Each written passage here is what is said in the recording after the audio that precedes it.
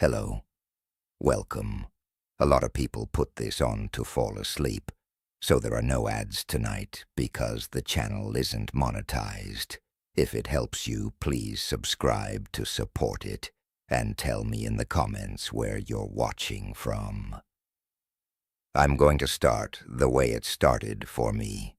Small, forgettable, almost gentle. The kind of thing you wouldn't even call a moment, until you realized later it was the first stitch in something that kept tightening.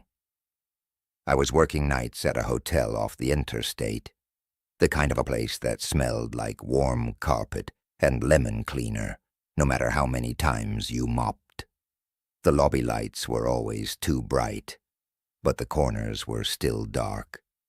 That's what I remember most, how both things can be true at once. I took the job because I needed quiet.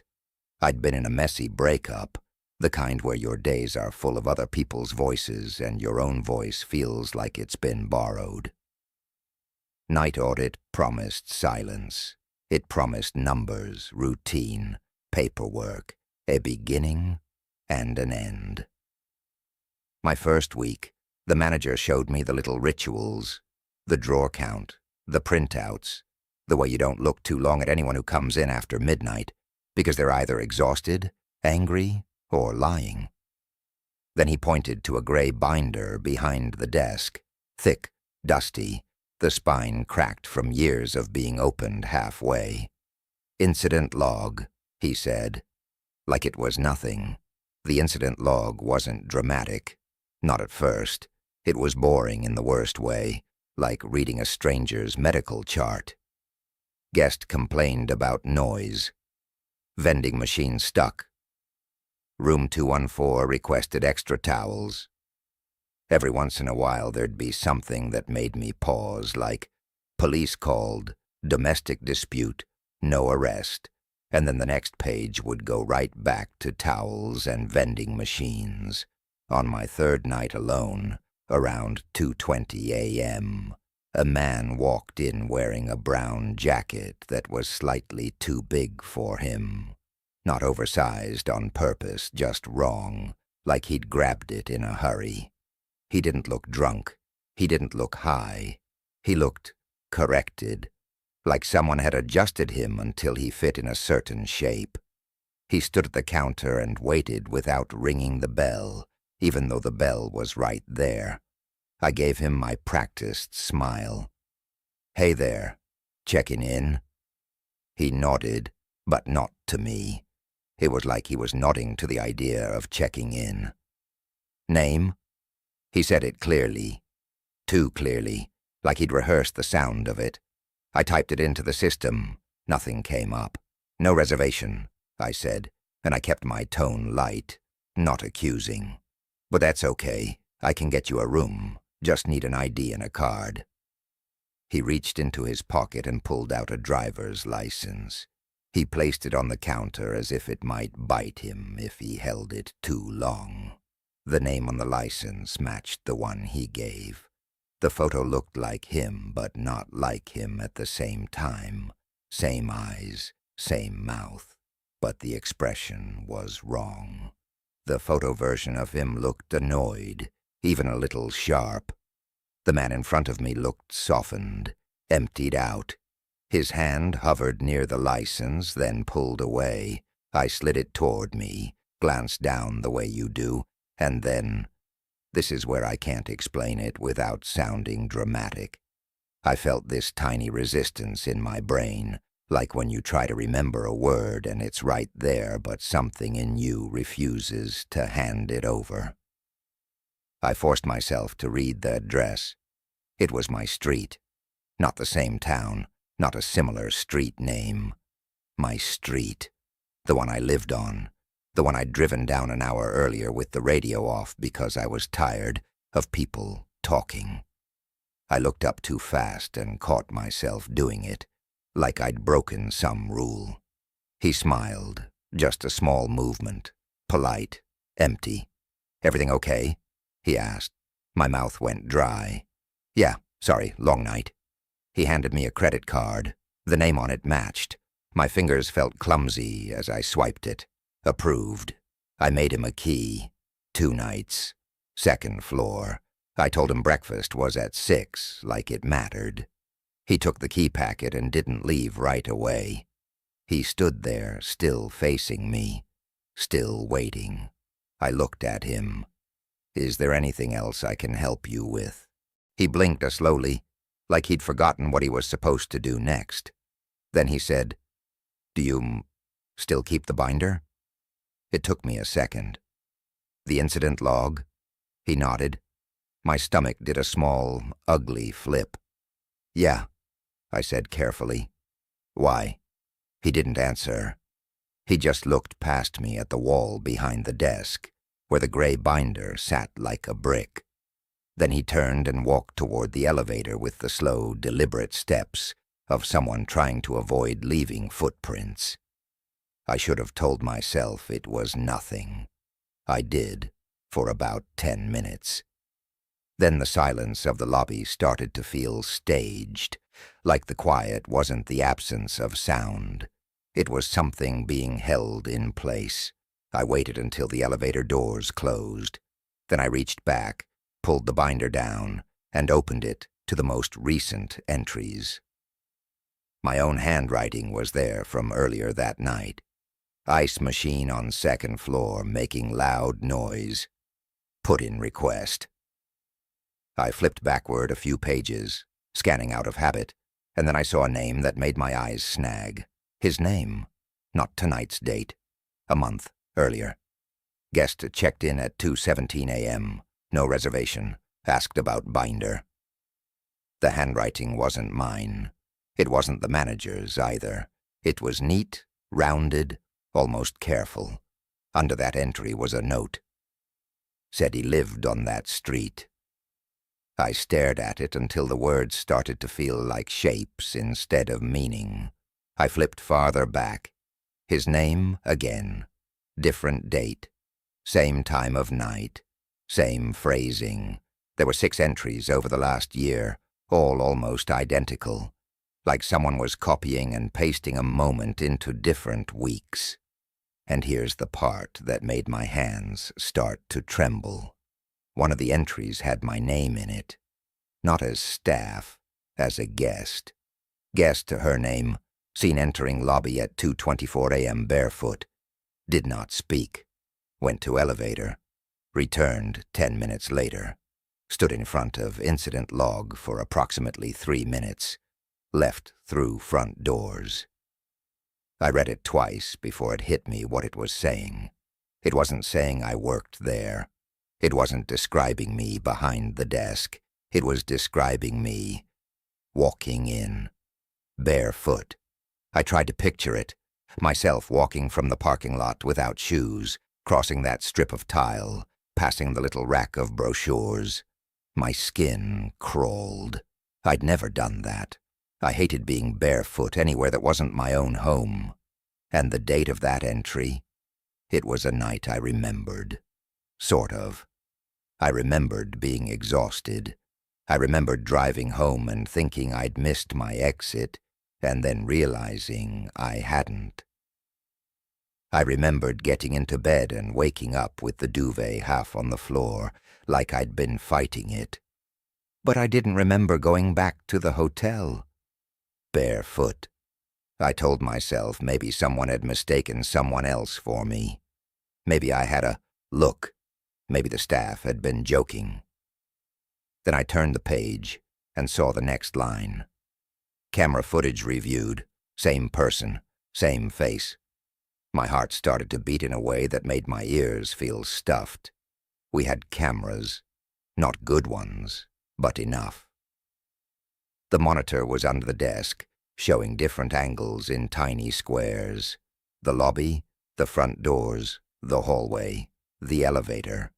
I rewound through the system with stiff fingers, found the date, found the time. The footage was grainy and the colors were wrong, like everything had been bleached. But there I was.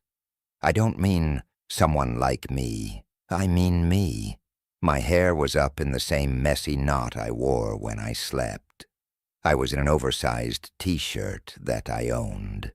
I was barefoot.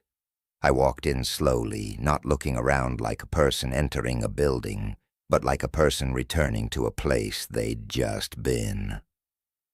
I went to the elevator, rode it up, came back down 10 minutes later. Then I did exactly what the entry said. I stood at the wall behind the desk, staring at the incident log spot, like I was trying to decide whether to take it or touch it. Only, in the footage, the binder wasn't there. The shelf was empty. I watched myself tilt my head slightly. I watched myself pause like I was listening. Then I turned and walked out of frame toward the front doors. And right before I left the camera's view, I stopped. I turned back toward the desk, toward the camera, and I smiled. It was the same small, polite smile the man had given me tonight. I sat back so fast my chair creaked. The sound in the lobby felt too loud, like I'd broken the quiet spell. I didn't tell anyone the next morning. I didn't tell the manager. I didn't tell my friends because I didn't want to say the words out loud and make them real. That night, the man came down around 3:40 a.m. He didn't ask for towels or breakfast hours. He just walked to the counter and stood there. I didn't know what to say, so I said the first thing that came to mind. "How's the room?" He blinked. "Fine," he said. Then after a pause, "Was it there?" I swallowed. Was what there? He leaned forward slightly, not threatening, just intent, like a teacher waiting for an answer. "The binder," he said. My throat tightened. Yes, I lied. His face changed, just a fraction, the way a mouth changes when you taste something sour. He nodded slowly, like he'd expected me to say that, like it confirmed something. Then he said very softly, "It's better when it stays where it belongs." I wanted to ask what he meant. I wanted to demand to know why my street was on his ID, why my face was on that camera footage at 2:24 in the morning. But the words stuck because I realized suddenly that I couldn't be sure I'd never done it. That was the worst feeling, not fear of him, fear of the gap. He stood there another moment, then turned and walked away. Not to the elevator this time, to the hallway that led to the back offices, employee only. I should have stopped him. I should have called out. Instead, I watched him disappear into a space he shouldn't have known existed, and I sat there listening to the quiet swallow his footsteps like they'd never happened. In the morning, the manager asked why the incident log was on the counter, open to a blank page. I stared at him and tried to keep my voice steady. It wasn't on the counter when I left. He frowned like I'd told him the printer ran out of paper. "You sure?" I nodded. He shrugged. "Weird, anyway." He moved on, like it didn't matter. I went home and checked my feet. There was a tiny smear of gray along the ball of my right foot, like I'd stepped on dusty tile. I scrubbed it until my skin turned pink. That was when I started doing something I'd never done before. I started leaving little proofs for myself. I'd put a strip of tape across my door at night, so if I opened it, it would tear. I'd place a coin on top of my shoes in a specific way. I'd take a photo of my keys in the bowl by the door. The first week, everything stayed where I left it. Then one morning I woke up, and the tape on the door was intact, but my shoes were moved. Just an inch, like someone had nudged them with a careful toe. I checked my phone. There was a photo in my camera roll from 2:31 a.m., a picture of the hotel lobby, taken from behind the desk. The angle showed the binder shelf on the wall, empty. I stopped working nights after that. I told them I needed a different schedule. I made up a story about anxiety. The manager didn't argue. He just nodded like he'd heard it all before. I moved apartments. Different part of town. Different locks. Different routines. For a while I felt almost normal again. And then, one evening, months later, I got into the back seat of a rideshare because it was raining and my car was in the shop. The driver didn't talk. The radio was off. The windows fogged softly at the corners like the car was exhaling. I like quiet drivers, so at first I was grateful. Halfway through the ride, I noticed something small on the back of the passenger seat. A strip of clear tape, already peeled, stuck there like a forgotten eyelash. My stomach clenched in this irrational way because it reminded me of the tape on my door. Then I noticed the smell. Lemon cleaner. Not strong. Just a trace. Like someone's hands after they wiped down a counter. I leaned forward a little and caught my reflection in the rearview mirror. The driver's eyes were on the road. His face was ordinary in a way that made it hard to remember the details. We sat at a red light, and the driver's right hand tapped the steering wheel. Slow, patient, like he was counting time. I glanced at his dashboard screen. The app showed my name at the top. Then, just for a second, the screen flickered, and a different name appeared underneath it. Not his. Mine again, as if I were both the passenger and the driver. The light turned green. The screen went normal. I told myself it was a glitch. Bad connection. Nothing. But my throat tightened anyway, and I found myself doing something I didn't mean to do. I said, "Do you ever get the same person twice?" The driver didn't answer right away. The silence stretched long enough that I regretted speaking. Then he said, "Not if I do it right." I stared at the back of his head. My hands went cold. "What does that mean?" He breathed out through his nose, like a soft laugh that didn't make it all the way to sound. "Sorry, just tired." The car took a turn that wasn't on the route. I checked my phone. The map spun slightly, recalculating. The new route was only a minute longer. It didn't look suspicious. Still, I felt something in me lift, alert, like a dog hearing a sound outside. "Hey," I said, trying to keep my tone casual. "That's not my street."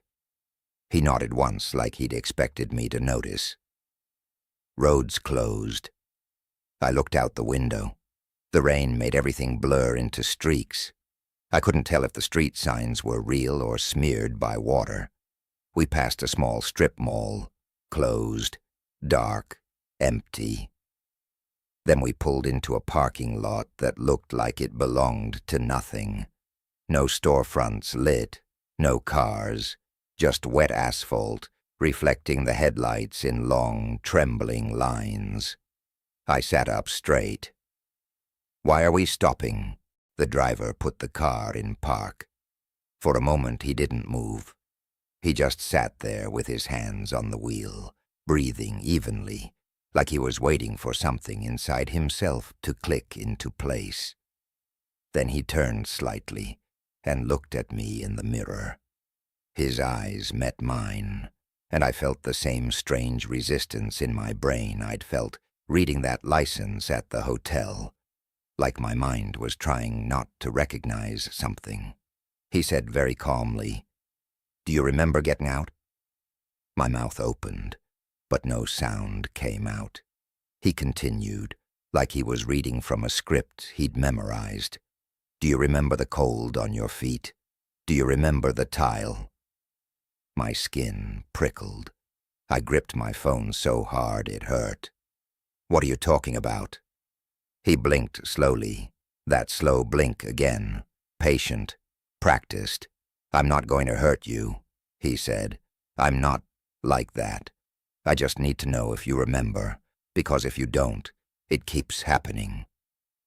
My breath came shallow. Keeps happening. What keeps happening? He glanced forward through the windshield, as if checking the empty lot for witnesses. Then he said, "You get out. You go in. You look for the thing that tells you you were there." I whispered, "The binder." He didn't smile, but something softened in his face like relief. "Yeah." I shook my head hard, trying to shake off the feeling that I was sliding into someone else's memory. "I don't know you." He nodded once. "I know." My phone buzzed in my hand. A notification, a photo, saved. I stared down at my screen. It was a picture of the inside of this car, the back seat, my knees in the frame, the wet blur of the window. Timestamp, 2:24 a.m. My stomach turned. It was 7:12 p.m. I scrolled. My camera roll had other photos I hadn't taken. A close-up of a hotel key packet, a shot of a binder shelf, an elevator door half open, all time-stamped at 2:24 a.m. on different dates. And then there was one short video, 3 seconds long. The camera pointed down at bare feet on wet asphalt. My feet. I looked up at the driver. My voice came out thin. "Why do I have these?" He swallowed. "Because you're trying to leave yourself breadcrumbs," he said quietly, "but you're leaving them for the wrong you." The rain tapped softly on the roof, steady and gentle, like it was trying to soothe us. I forced myself to speak. "Who are you?" He hesitated, and for the first time he looked almost embarrassed, like the answer was stupid.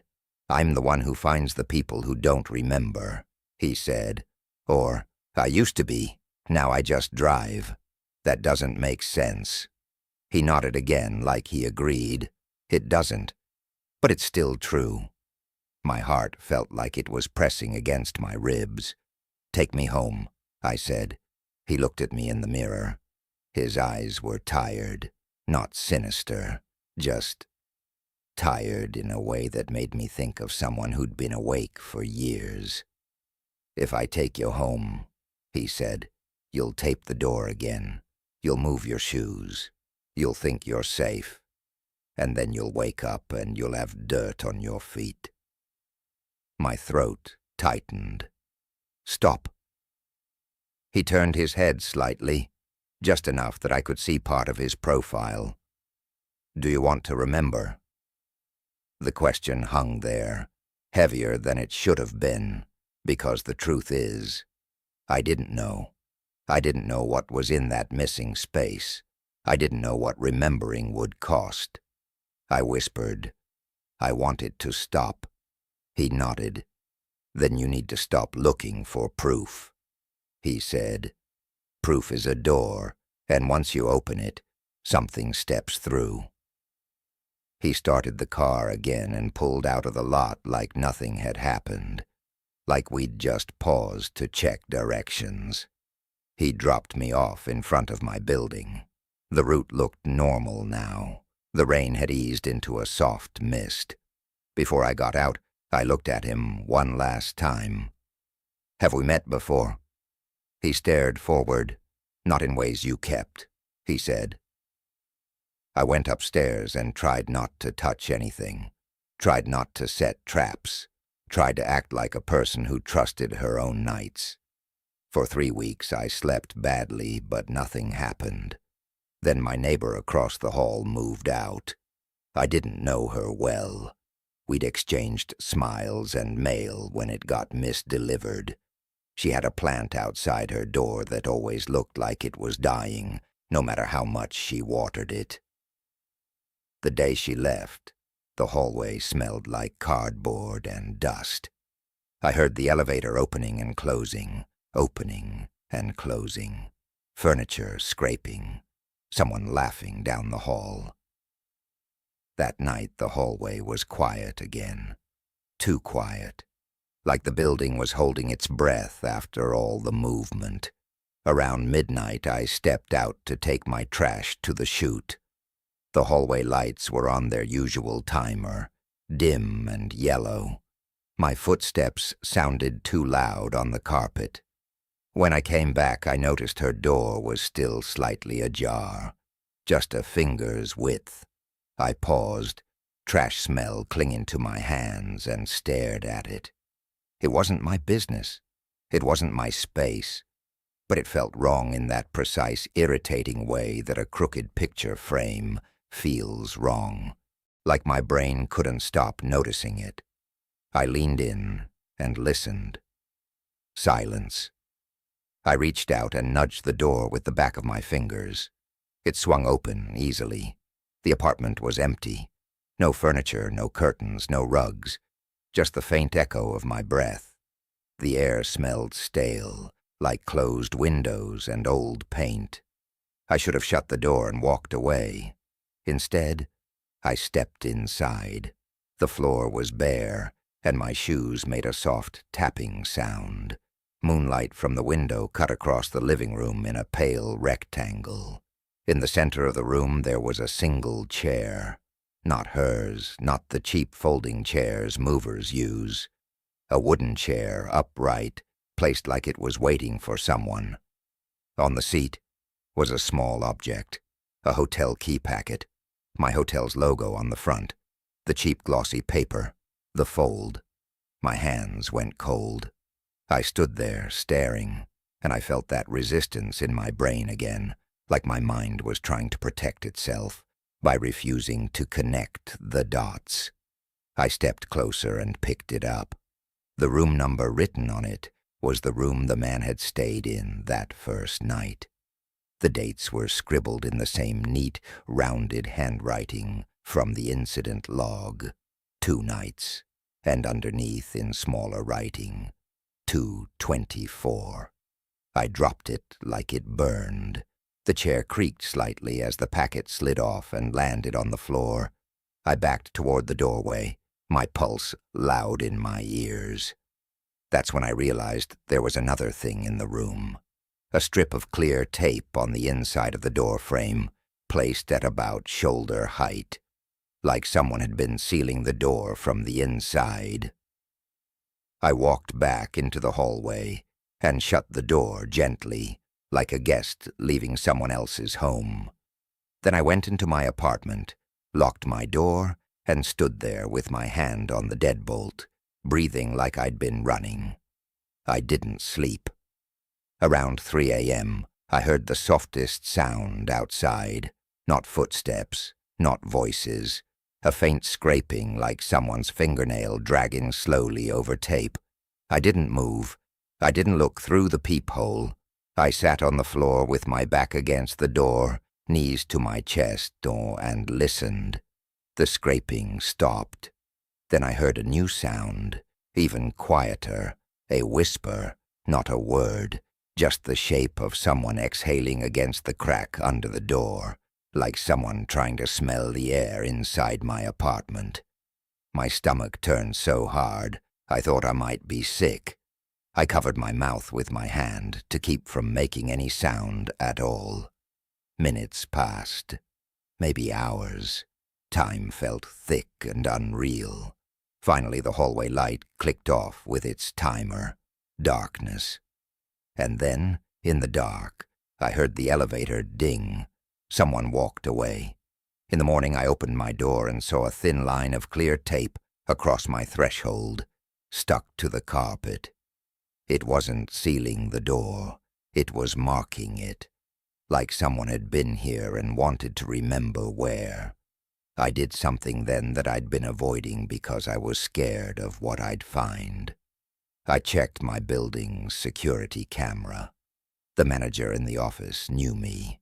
He let me look, annoyed, like I was wasting his time. We pulled up the hallway feed from last night. At 2:23 a.m., my door was closed. My doormat in place, everything normal. At 2:24 a.m., my door opened. I leaned closer. That's not. The figure stepped into the hallway. It was me, barefoot, hair up, oversized t-shirt. I stood in the hallway facing my own closed door from the outside, like I was waiting to be invited in. Then I reached down and pressed a strip of tape across the threshold, careful and precise. I leaned in toward the crack under the door. The footage didn't have audio, but I knew, watching my own mouth move, that I was whispering. Then I turned and walked to the neighbor's empty apartment. I opened the door like I had a key. I stepped inside. 10 minutes later, I came out holding something in my hand. A binder, gray, thick. I hugged it to my chest like it mattered. Then I walked to the elevator and disappeared.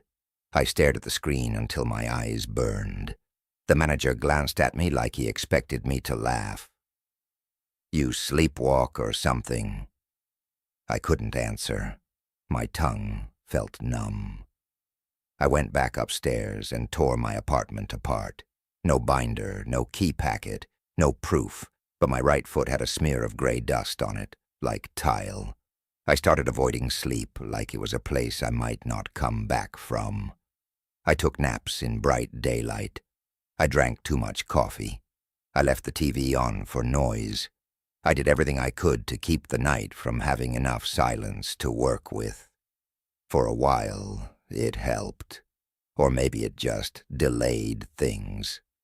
The next shift I picked up was an evening office cleaning job in a tall building downtown, just a few hours after close, vacuuming empty rooms and wiping fingerprints off glass. It was supposed to be simple, physical, mindless.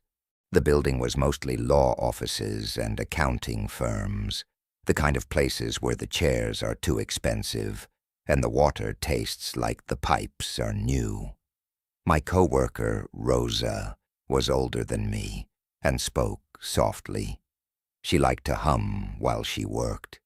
Her humming made the empty floor feel less empty. One night, she called in sick, and I had to do the whole floor alone. I remember the way the elevator doors opened onto that quiet, carpeted hallway, and it felt like stepping into a museum after hours. I pushed my cart slowly, listening to the wheels squeak. Everything was fine until I got to the end of the hall, where there was a door labeled with a suite number I didn't recognize. I had the floor plan on my clipboard. That suite wasn't on it. I stood there under the fluorescent light and stared at the plaque. The numbers looked new, like they'd been installed recently. I checked the clipboard again. Nothing. I told myself it was probably an old office, closed off. Maybe they forgot to update the plan. I should have moved on, but I could feel that same tug in my mind, the itch of something slightly wrong. I tried the handle. It opened. Inside was a hallway that didn't match the rest of the floor. The carpet was darker, the lights dimmer.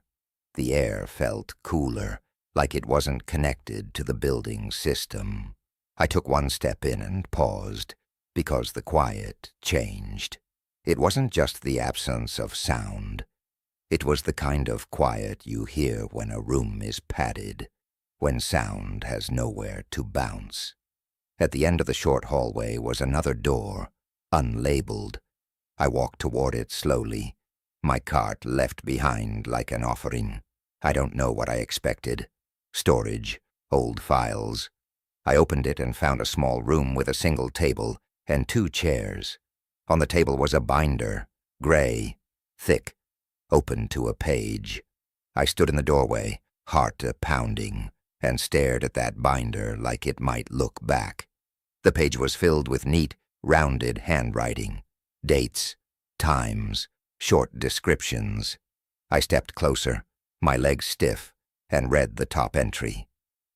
Guest checked in at 2:17 a.m., no reservation, asked about binder. Below it, passenger asked about remembering, stopped at empty lot, 2:24. Below it, neighbor moved out, chair placed, packet delivered, tape marked. My mouth went dry. These weren't separate logs. They weren't different incidents. They were my life, written down like appointments. My hands trembled as I flipped the page. There were other entries, too. things I didn't remember. Subject woke with wet hair. Claimed shower not used. Subject found elevator button pressed with thumbprint. Subject called voicemail at 2:24. Hung up, left breathing. I froze. Voicemail? I pulled my phone out and checked my call history. There it was. A call at 2:24 a.m. last week. To my own number.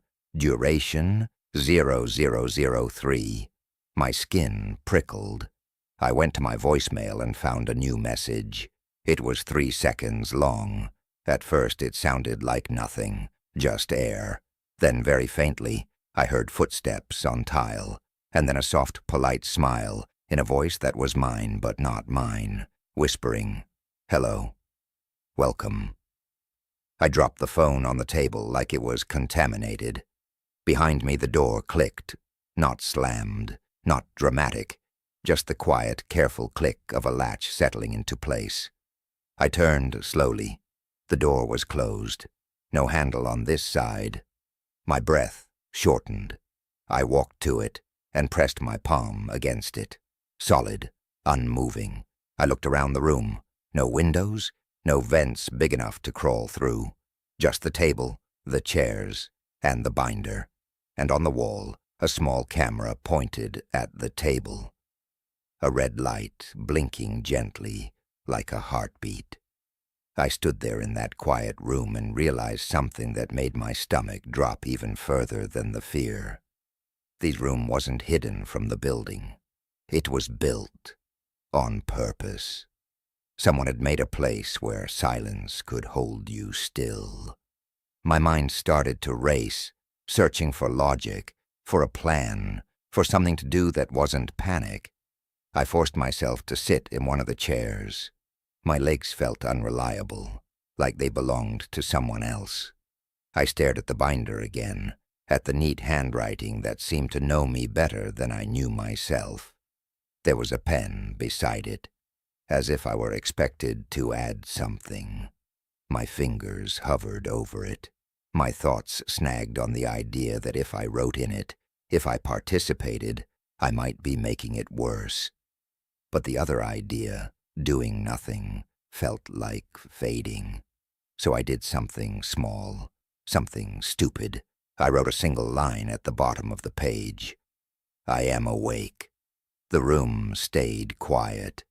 Then the camera's red light blinked twice, slower. And from somewhere beyond the walls, I heard the faintest sound of an elevator ding. The kind of sound you only notice when everything else is gone. The door behind me clicked again, unlocked. I pushed it open and stepped back into the normal hallway, where the fluorescent lights buzzed and the carpet smelled faintly of cleaner. My cart was still there, exactly where I'd left it. I turned around and looked at the suite door. The plaque, with the unfamiliar numbers, was gone. Just blank wall. I went home that night and didn't turn on any lights. I sat on my couch in the dark and listened to my building settle. Pipes ticking, someone's TV muffled through a wall, a distant dog barking once and stopping. I felt like if I made too much noise, I'd remind something that I existed. A week later, I quit the cleaning job. 2 weeks after that, I moved again, this time to a smaller town where everything closed early and the streets went dark at night, in a way cities never do. I told myself smaller meant safer, fewer people, fewer hidden rooms. I got a job at the local library, shelving books and helping older patrons print documents. It was gentle work, quiet in a good way, the kind of quiet that felt earned, not staged. The library had an archive room in the basement, where old newspapers and donated photo albums were kept. Most days, nobody went down there except the head librarian, Mr. DeLuca, who always smelled like peppermint and paper. One afternoon, he asked me to help him reorganize some boxes. "You'll like it," he said. It's all local history, old yearbooks, stuff like that. I followed him downstairs, and the air changed, the cool, dry smell of old paper. The lights were softer down there, and the silence felt thick but not threatening. For the first hour, it was actually pleasant. I found a yearbook from the '80s and laughed at the hair. I held an old black and white photo of a snowstorm on Main Street and tried to imagine living through it. Then I opened a box labeled Donations Unsorted and found a stack of photo envelopes. The first few were normal: families, weddings, a kid holding a fish. Then I pulled out an envelope with no label at all. Inside were printed photos, recent, glossy. The first one made my chest tighten. It was a photo of me at the hotel front desk, not from the camera feed. This was taken from the lobby, at an angle, like someone standing near the brochure rack. You could see the glow of the monitor on my face. You could see my tired smile, aimed at someone off camera. My hands went numb. I flipped to the next photo. Me in the rideshare back seat, head turned toward the window, rain streaking the glass. Next photo. Me sitting on my apartment floor with my back against the door, knees to my chest, hand over my mouth. My throat closed. My eyes burned. I dropped the photos onto the table like I couldn't hold them without absorbing whatever was in them. I forced myself to look at the last one. It was a photo of the archive room. This room, taken from the doorway. And in the photo I was sitting at the table, holding the photos, staring at them. Except I wasn't wearing what I was wearing now. In the photo, I was barefoot. The timestamp, printed faintly on the bottom corner of the photo, read 2:24 a.m.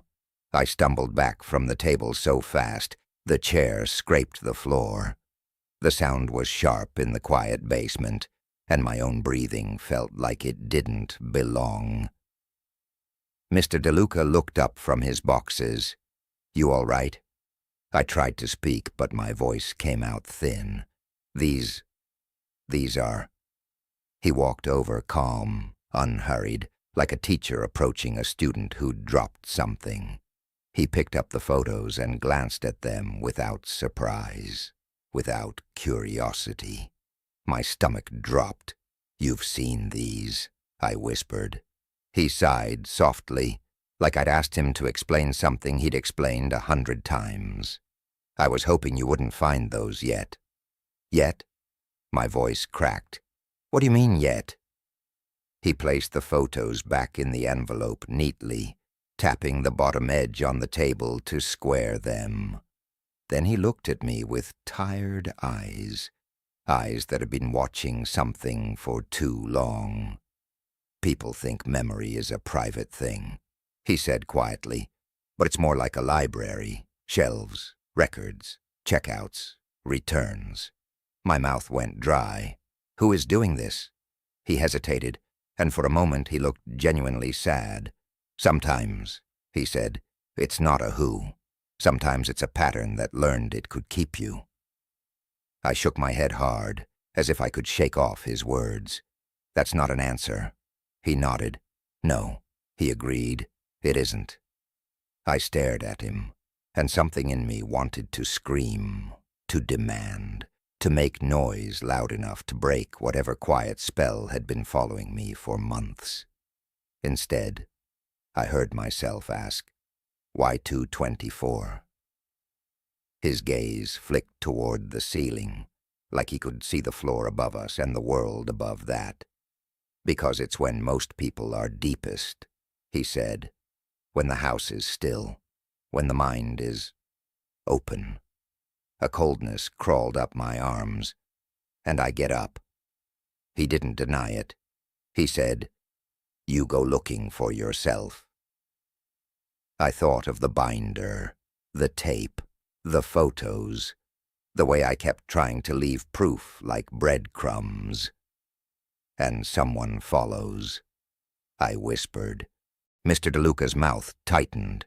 Or you do, he said softly, depending on which version of you is holding the pen. The room tilted slightly, not physically, but inside my head. The words, which version, clung to me like cobwebs. I backed away from him. I'm going home. He didn't stop me. He just watched with the patience of someone who knew where I would end up anyway. As I climbed the basement stairs, I heard him call after me, gentle as a bedtime reminder. Try not to sleep with your feet uncovered, he said. It makes it easier. That night I did everything I could think of to stay awake. Coffee, lights, loud TV. At 1:30 a.m. my eyes burned. My body ached with tiredness. At 2 o'clock I started to cry, not because I was scared of a monster, but because I was scared of how normal my fear was starting to feel. At 2:20, I sat on my bed and wrapped my blanket tight around my legs like a cocoon. At 2:23, I checked my phone. No new photos, no calls. At 2:24, my screen lit up with an incoming call from my own number. I stared at it until it stopped ringing. Then quietly, my bedroom door clicked. Not a slam, not a dramatic noise, a careful latch settling. I lay still, blanket tight around my legs, listening so hard I thought my ears might bleed.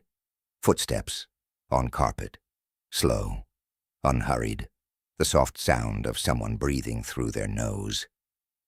The footsteps stopped beside my bed.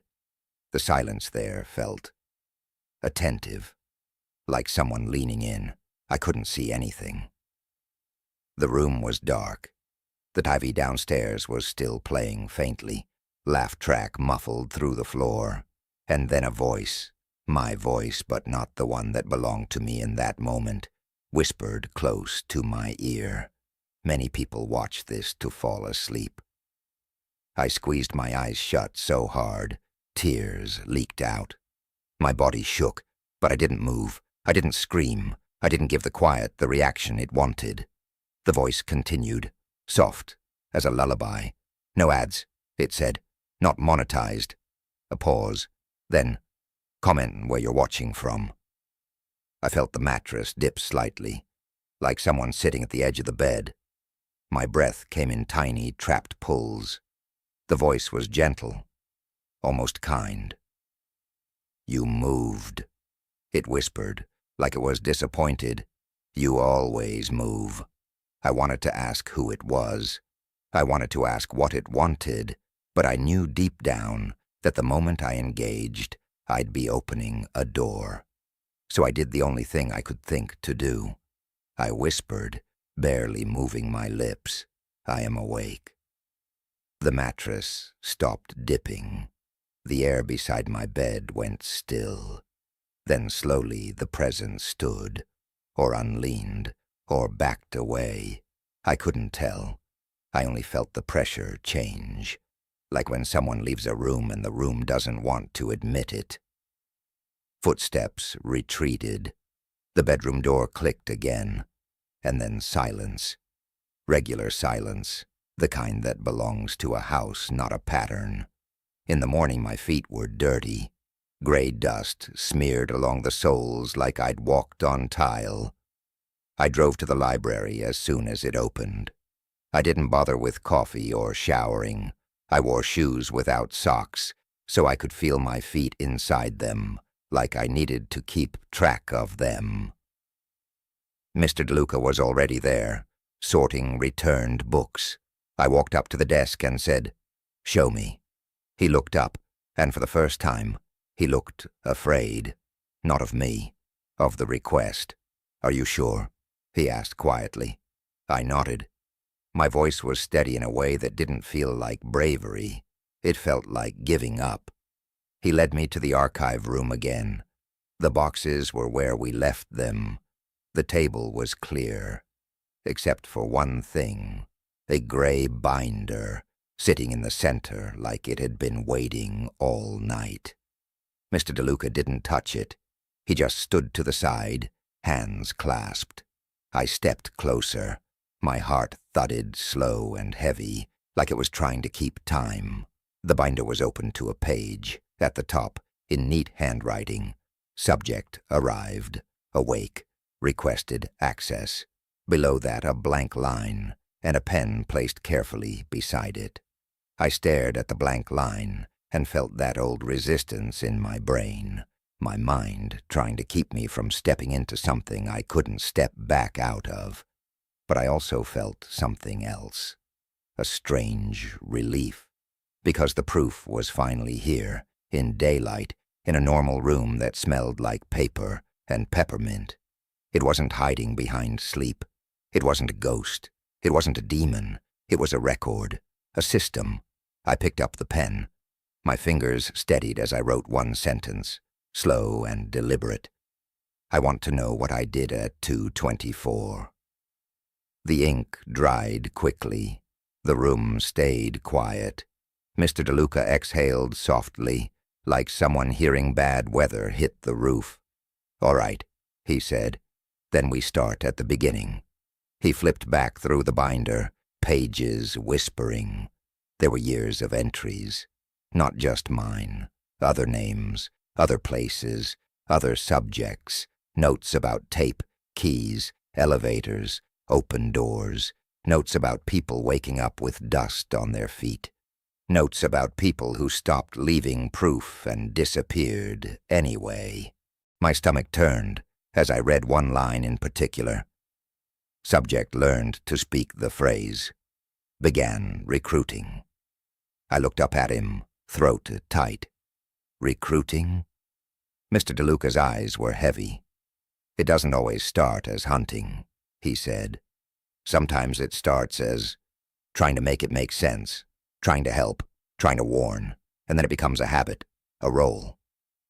I thought of the rideshare driver's tired eyes, the way he said, "Not if I do it right." I whispered, "Was that—" Mr. DeLuca didn't answer directly. He just said, he used to work in a different library. My skin prickled. The room felt smaller. I looked back down at the binder, at the neat handwriting that seemed to hold my nights like a hand around a wrist. On the next page, there was something tucked into the spine, a photo corner sticking out. I pulled it gently. It was an old photo, slightly faded, a group picture in front of a building that looked like the hotel except older, different sign, same shape.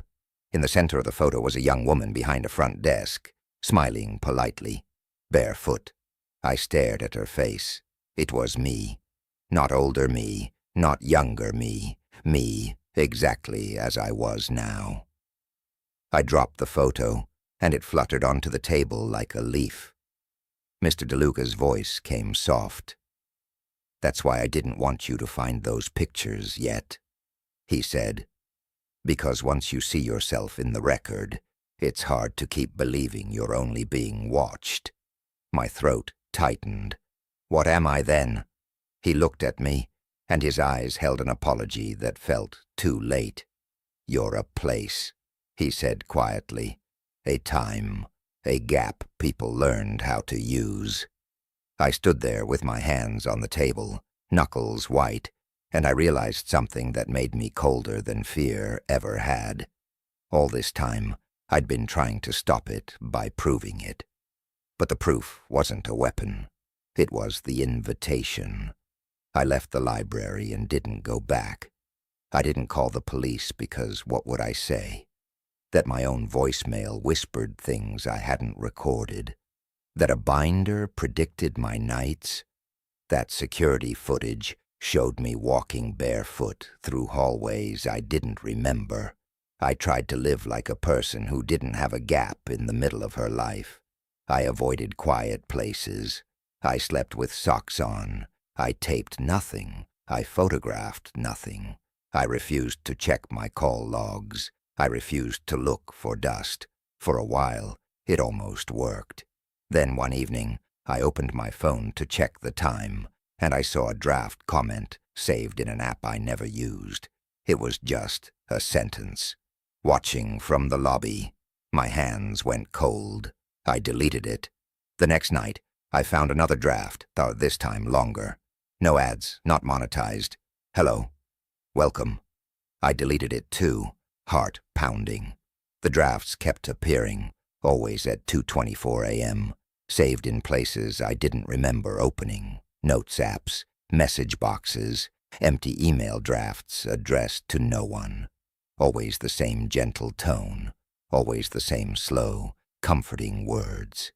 Like someone practicing being me, or me practicing being someone else. And I started to understand the most unsettling part. Whoever, or whatever, was doing it didn't want to scare me. It wanted to soothe me. It wanted me calm, compliant, sleepy. Because fear makes noise. Fear makes people call friends and turn on lights and slam doors. But comfort? Comfort makes you close your eyes. Not in a supernatural way, not like floating. Just quiet. Like the souls were soft, or the gate was practiced. They crossed the lobby and I realized I hadn't heard the door close behind them either. Even though that door had a hydraulic closer that always made a gentle, dampened thump. I watched them step into the elevator. The doors slid shut. On my monitor, the elevator camera showed a clear view of the inside. Hoodie, dark pants, a pale hand. The person stood facing the doors with their heads slightly bowed. I waited for the elevator feed to switch as it moved floors. It didn't. The little timestamp in the corner stopped. It froze on the person in the elevator like a paused video. That happened sometimes. The system was old. The building was new, but the security software looked like it hadn't been updated since 2011. Usually the feed would buffer, then catch up. But this time it stayed frozen for almost a full minute. And when it finally snapped back to live, the elevator was empty. I sat up straighter. My hand moved on its own to the mouse. I clicked through the other cameras, hallways, stairwell, side entrance, nothing. I rewound the elevator feed, expecting to see the doors open on a floor, the person stepping out. The footage showed the person enter. Doors close, freeze, then empty elevator. Doors opening on the ground floor again like it had never gone anywhere. I told myself the system glitched. I told myself I'd gotten sleepy and missed it. I even laughed quietly, because the idea of being spooked by a camera freeze felt embarrassing. Then I noticed the log, the digital access log that recorded key fob, uses, and door openings. At 1:40 a.m., the lobby door had opened. No fob, no intercom buzz. The line just read, "Door open, manual." Which was weird because manual was only supposed to happen if someone inside physically turned the latch from the inside. Like if we were moving furniture and had to prop it. Or if you had a master key. That morning I mentioned it to the day manager, Marla, a tight-lipped woman who smelled like expensive lotion and never wore the same blazer twice. "The lobby door opened as manual last night," I said, trying to keep it casual, and the camera feed froze for a bit. Might need a technician. Marla didn't even blink. "We had a cleaning crew in after hours," she said, already reaching for her coffee. "The systems do that sometimes. IT is aware." I hadn't seen a cleaning crew, but it was possible. They might come in through the back. I let it go. 2 nights later, the lobby door opened again at 2:11 a.m. Same thing, hoodie, same quiet pace, straight to the elevator. No glance at me. This time I stood up. "Sir," I said louder, letting a little authority into my voice. "Can I help you?" The hood paused for the first time. just a fraction. Then the person turned their head slightly toward me. Not their body, only their head. The hood hid most of their face. But I saw enough to know something I couldn't quite explain. The skin around their mouth looked flat. Not scarred, not injured, just flat, like the muscles didn't hold expression the way they should, like it had forgotten how. They lifted a hand again in that same half-wave, and then they walked into the elevator. I watched the time stamp. I counted the seconds until it froze. It froze exactly the same way. Same minute-long pause. Same empty elevator when it came back. This time I didn't check the log. I didn't want to confirm what I already knew. Instead, I did a round immediately. I grabbed my flashlight and walked the building, my radio clipped to my shoulder. I checked the stairwell door, the rooftop access, the basement storage. Everything was normal in the way normal buildings are at night. Too quiet, too still, like the structure itself is holding its breath. When I reached the 7th floor, I noticed one of the hallway lights was out. Not flickering, just out. The dark patch in the corridor made the rest of the hallway feel longer, deeper. In that dimness, I could see the doors to each apartment, all identical, white, with brushed metal numbers, a peephole, like a small, unblinking eye. I passed Unit 708 and saw a strip of painter's tape on the door, just a small piece, folded at the end like a tab. My first thought was that someone was painting and marked it. Then I looked closer. The tape wasn't on the edge where it would hold plastic. It was placed right over the seam between the door and the frame, like someone had used it to see if the door opened. If the tape was broken later, you'd know someone went in. My stomach tightened in a quiet way, like a seatbelt pulling. I moved on, but my flashlight kept drifting back to that tape in my mind. By the time I returned to the lobby, my skin felt too tight. I sat down and stared at the monitors, waiting for something else to happen, even though I didn't know what else looked like. At around 4:30 a.m., my phone buzzed with a text from my sister. Something normal, a meme, a dog video. I watched it, grateful for the bright, ordinary, soundless laughter in my chest. Then the lobby door opened again. No hoodie this time. A woman in a long coat came in, dragging a rolling suitcase. She looked tired in the way travelers do, like the airport fluorescent lights still lived in her eyes. She approached my desk. "Hi," she said softly. "I'm in 708. I just got in from Denver."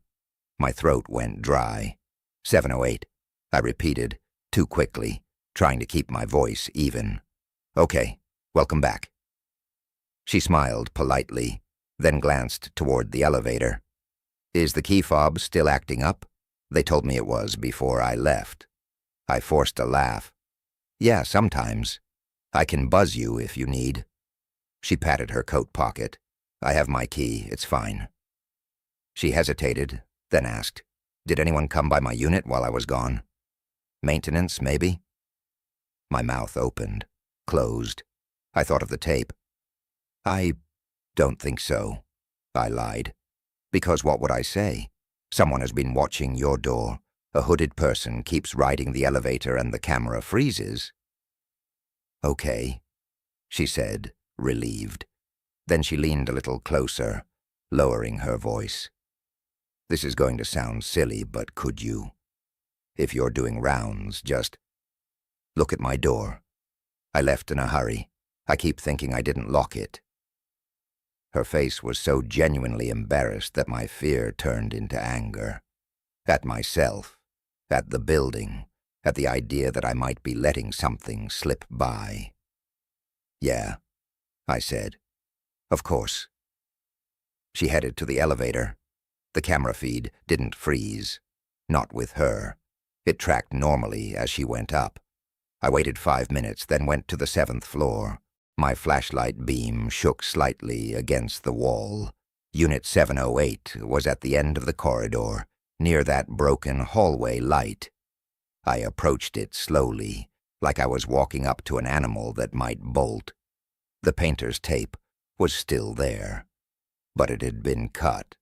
Not torn, not broken from the door opening. Cut cleanly down the middle with something sharp, leaving 2 neat pieces on either side of the seam, like someone had removed the seal without opening the door. A coldness spread from my ribs outward. I listened. Nothing inside. No TV, no footsteps, not even the hum of a fridge. I raised my hand to knock, then stopped, because I realized the peephole cover was flipped open from the inside. It was the kind of peephole with a little sliding cover for privacy. Most people keep it closed, unless they're expecting someone. Here, the cover was open, meaning someone inside could look out, and they were either expecting me or already watching. I stepped back. My radio felt heavy on my shoulder. I swallowed and forced myself to breathe normally, like normal breathing could make a normal world appear again. I knocked once. Soft. No answer. I knocked again. Louder. "Ma'am, it's security. Just checking in." Silence. I pressed my ear near the door. All I could hear was my own blood. I backed away and went to the stairwell, because suddenly the elevator felt like a trap. When I got back downstairs, I called Marla. It rang and rang. No answer. I called the building's emergency maintenance number. A groggy man answered and sounded annoyed. "I'm not calling about a leak," I said. "I think someone might be inside a unit." He sighed. "Call the police, then." So I did. I hated doing it because it felt like overreacting. But my voice came out steady, like another part of me had taken over, one that didn't care about being embarrassed. 2 officers arrived around 5:20 a.m. They were calm, professional, sleepy. They followed me upstairs, hands resting near their belts. I stood behind them at Unit 708, my flashlight pointed at the floor like a submissive animal. One officer knocked hard. "Police." No answer. He tried the handle. Locked. "Do we have a master?" he asked. I did. I shouldn't have, but I did. They gave me that access my first week, because the building liked to pretend we were a team. My hand shook as I slid the master key in. The lock turned easily. The door opened inward. The apartment smelled wrong. Not rotten, not chemical. Just stale, like a closet that hasn't been opened in months. But she had just come home. People lived here. The lights were off. The blinds were drawn. The officers swept the living room, the kitchen. Everything looked normal. A throw blanket folded, a mug in the sink, a suitcase near the entryway, hers probably, because it wasn't there earlier. Then one officer paused at the hallway, leading to the bedroom. "There's a second door," he said quietly. At the end of the hall, where the bedroom door should have been, there was another door I had never seen in any unit layout. Plain, unmarked, painted the same white as the walls.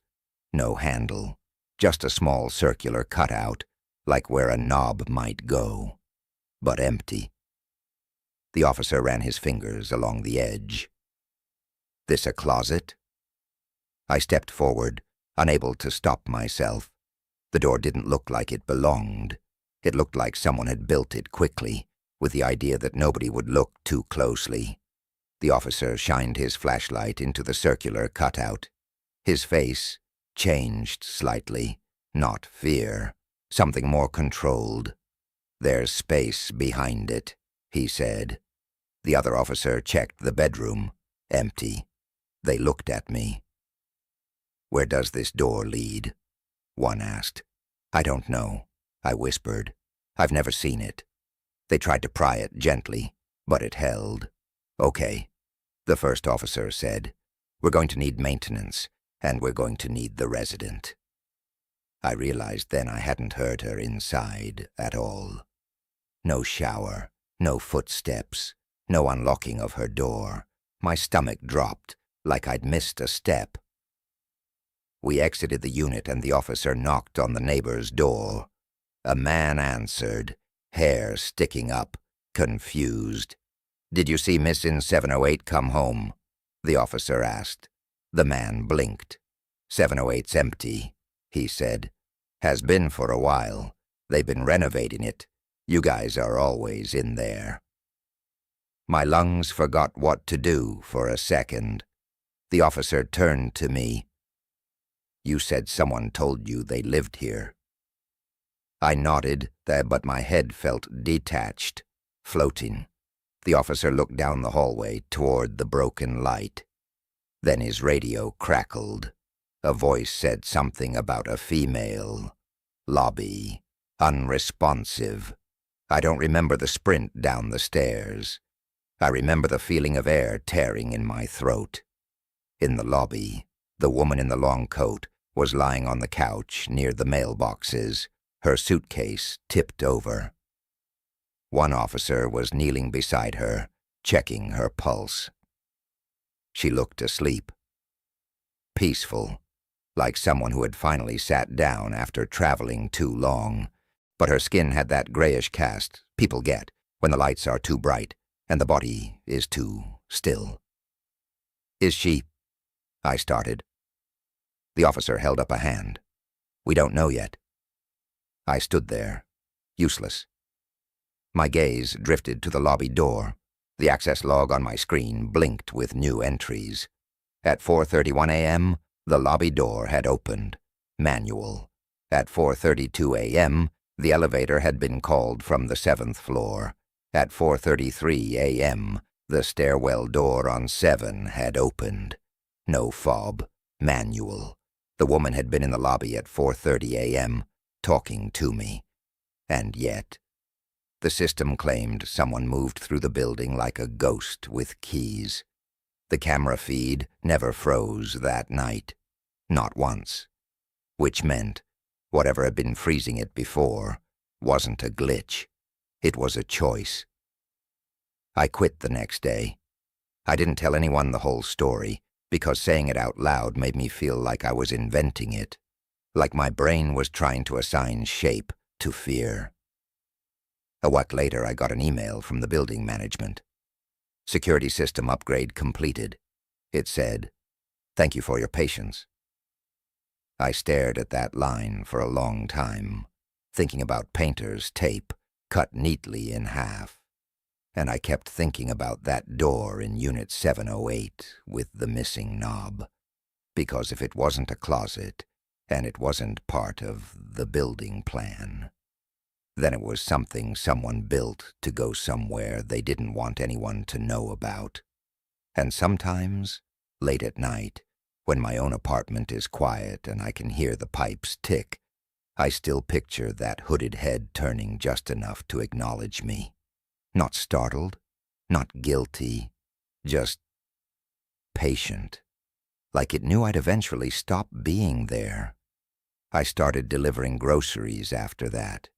It was supposed to be temporary, just until I found something else, but it turned into months, because it was easy money, and I could choose my hours. I liked the way you could step in and out of other people's lives without them knowing anything about you. Just a name on a screen, a bag of food, a polite thank you. There was one address I started getting again and again. At first it was normal, a townhouse on a quiet street, the kind of place that looked like it belonged in a brochure. Neat shrubs, warm porch light, a seasonal wreath. The instructions were always the same. Leave at back door, do not ring, and always a generous tip. I didn't mind. Back doors were common for deliveries, especially if people had dogs or sleeping kids. The alley behind the townhouse was well lit and clean, with a paved strip that ran between fences. The back gate was always unlatched. The back porch light was always on. The first few times I'd set the bags down, take a photo, and leave. But then I started noticing the tiny consistency of the details. The back door had a frosted glass window with a pattern, and behind it I could see the faint glow of a TV, always on, always blue-white, always flickering like a late-night news channel. Yet there was never sound, not even muffled, and the door had a deadbolt that was always turned to the same angle, slightly diagonal, like someone locked it without fully twisting. Every time. It's hard to explain how your brain catches these things. It's not one moment. It's a slow collection of small sameness until it starts to feel less like routine and more like a script. One night I delivered around 11:50 p.m. It was raining lightly, the kind of rain that doesn't feel like weather so much as a dampness settling into everything. I carried 2 paper bags and a case of sparkling water down the alley. The porch light made the wet wood shine. I set everything down, snapped the photo, and as I straightened up, I heard the faintest sound from inside. Not a voice, a shuffle, like a socked foot dragging across a floor. I froze, my fingers still curled around my phone. Another shuffle, slow, then a soft click, like a nail tapping glass. The frosted window blurred everything, but I saw a darker shape move behind it, crossing left to right. Someone was there, close. I cleared my throat quietly, out of habit. "Delivery," I said, barely above a whisper, and immediately felt stupid because the note said don't ring, don't make noise, and here I was, talking to a door. The shape stopped. Then came another click against the glass, closer to the middle, like a knuckle, tapping gently twice. Not a go-away knock. A test. A signal. I stepped back, heart picking up speed in that quiet, annoyed way it does when it's trying to tell you something before you want to listen. I walked away quickly, keeping my eyes forward. I told myself it was a kid, a dog, someone checking. But on the next delivery the note had changed. Leave at back door. Do not ring. Do not knock. Do not speak. That last part sat in my mind like a pebble in a shoe. Do not speak. I tried to laugh it off. Maybe they had a baby. Maybe someone worked nights and slept during the day. Maybe a roommate had PTSD. People have reasons. Still, I found myself taking shallow breaths as I walked down that alley. That night, when I set the bags down, I noticed something else. A thin line of flour, or maybe baby powder, was dusted across the threshold like a pale seam. Not enough to be a mess, just enough to show footprints if someone stepped over it. My stomach tightened. I looked around the porch. There were no potted plants, no decorations, no shoes, no signs of a lived-in back entry, except the TV glow behind the frosted glass. I took the photo and backed away carefully, watching the powder line. It remained unbroken. In the car, I checked the app. The customer name was Lena. No last name, just Lena. I delivered again 2 nights later, around 2:10 a.m. The street was empty. The rain had stopped, but everything still smelled wet, and the alley felt colder. As I approached, the porch light flickered once, then steadied. That shouldn't have meant anything. Old bulb, loose connection. But my body reacted before my brain could. My shoulders rose, my jaw clenched. I set the bags down, and as I lifted my phone for the photo, the frosted glass darkened. Someone was standing directly behind it again, very close, so close I could make out the vague oval of a head and the slope of shoulders. Then, very slowly, a hand pressed against the glass from the inside.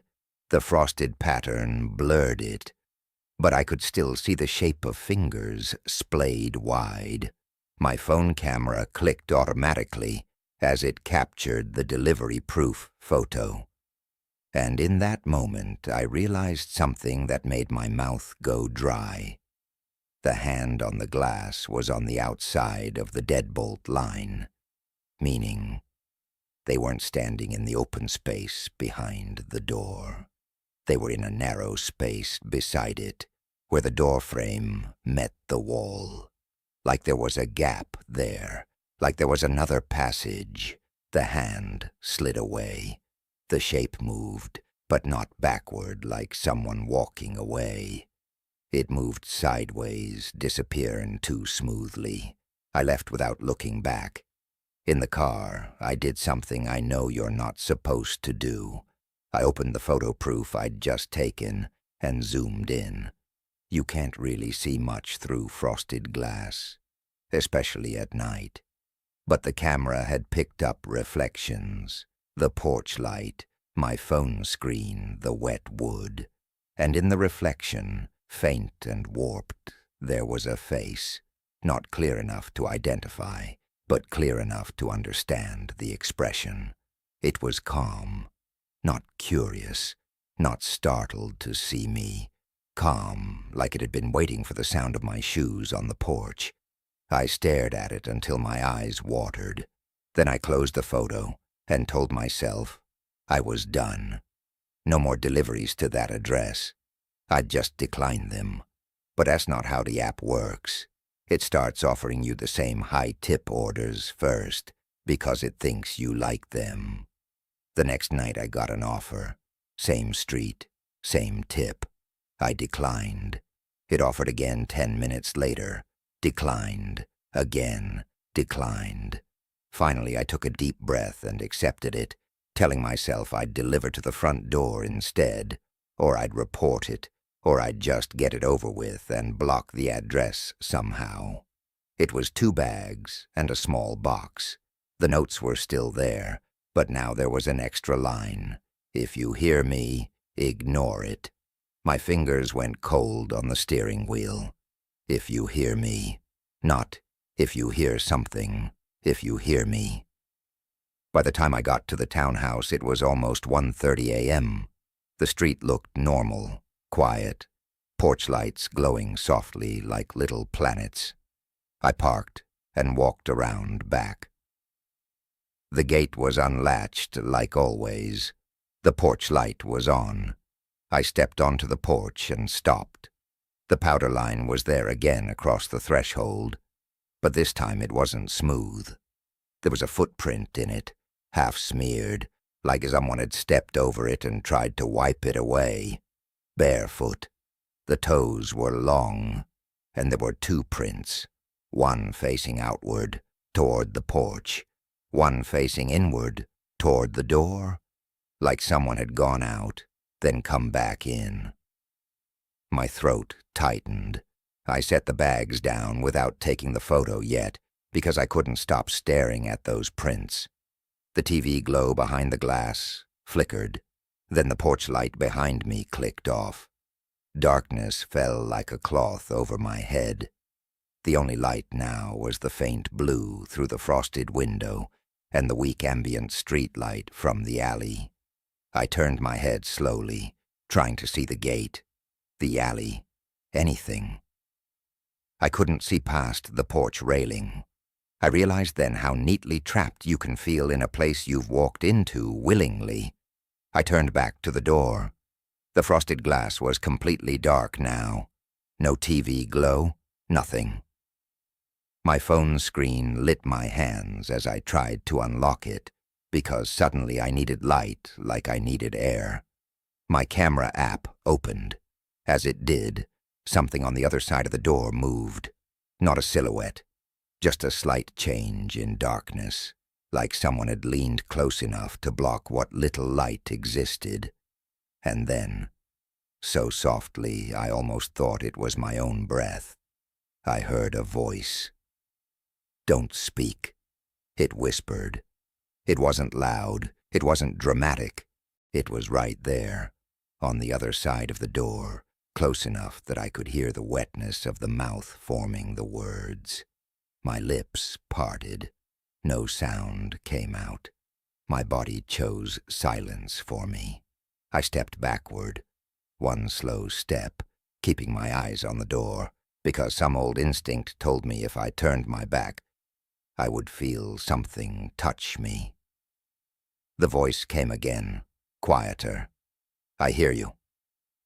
My stomach flipped, because I hadn't spoken. I hadn't even breathed loud, not that I could tell. I backed up another step. The porch light clicked on again, bright and normal, and the sudden light made my eyes sting. And in that bright, normal light, I saw something I hadn't seen before. There was a thin seam in the siding beside the door, a vertical line that looked like a repair, like the wall panel could be removed, and there were small scratches in the paint near it, like fingernails had found it again and again. I turned and walked off the porch, not running, because running makes noise and makes you feel like prey. I walked down the alley with my shoulders tight, my phone in my hand, my thumb hovering over the emergency call. When I reached my car, my hands shook so badly I dropped my keys once. I drove away and didn't stop until I was back in my apartment, all the lights on, the door locked, my back pressed against it like that would keep the world from leaking in. The next morning, I reported the address through the app as unsafe. I didn't describe the voice. I didn't describe the hand. I just wrote, "Someone is inside near back door, hiding. Customer instructions are strange." A week passed. No more orders from that address. Then one night, around midnight, I got a new order. Different name, different street. Same note. "Leave at back door. Do not ring. Do not knock. Do not speak." I sat in my car, staring at the screen. Different name, different street. Same language, same rhythm, like it was copied and pasted. Like someone had been training the app. Or like someone wanted to find out who would still follow instructions if they were told, gently, to be quiet. I deleted the delivery app that night.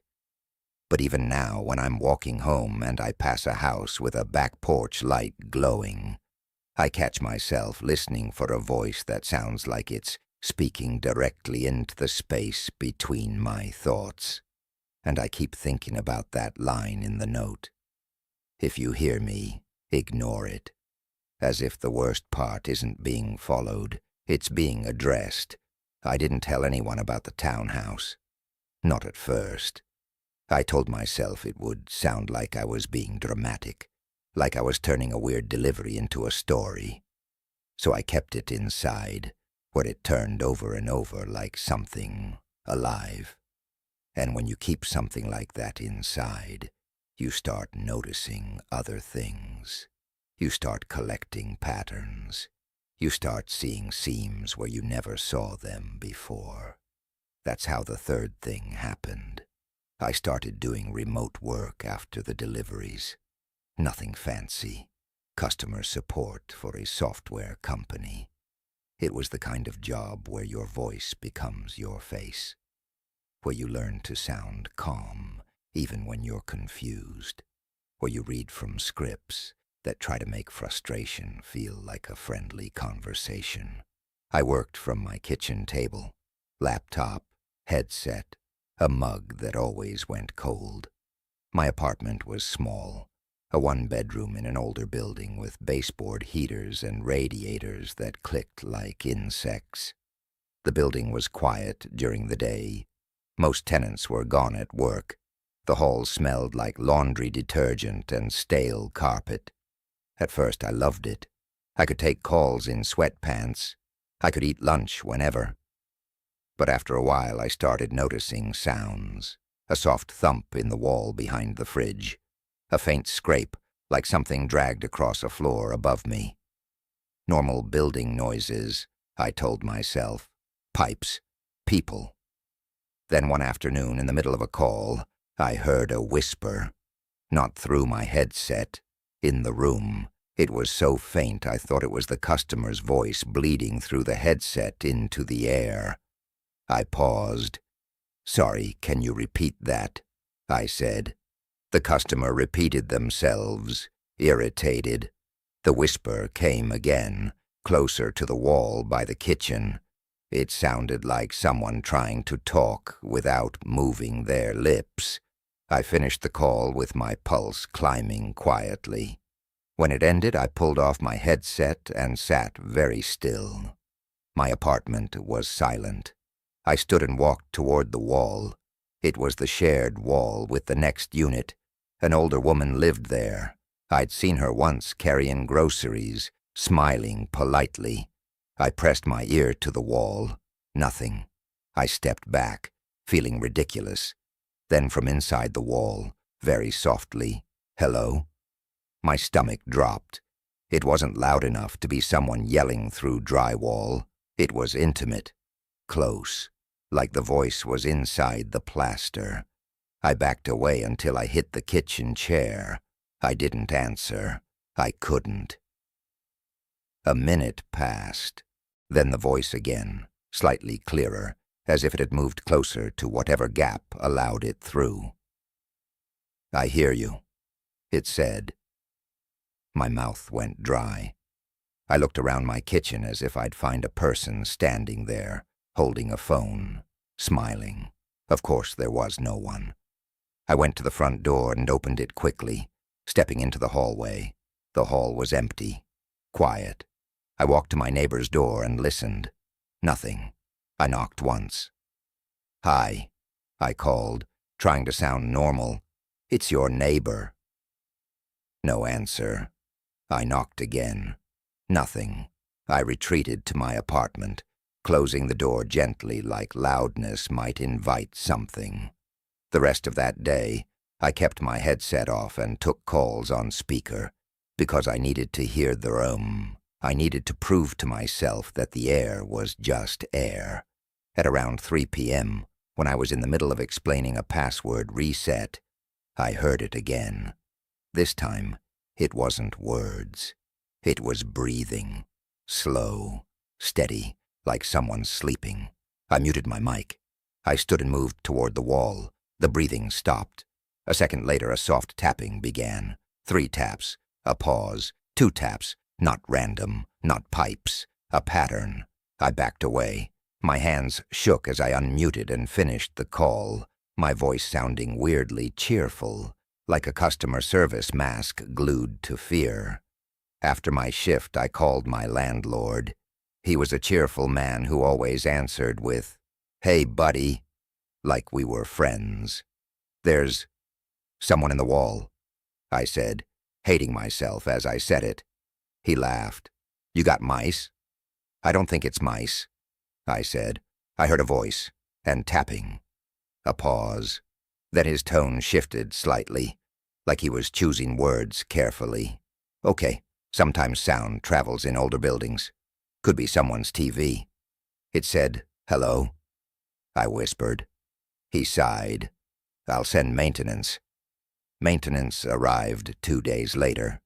A young guy with a tool bag and bored eyes. He knocked on the shared wall, listened, shrugged. "Could be the radiator lines," he said. "It's not," I insisted. "It's like someone is behind it." He rolled his eyes a little, but he did what I asked. He removed the outlet cover on my side and shined a flashlight inside the wall cavity. "See?"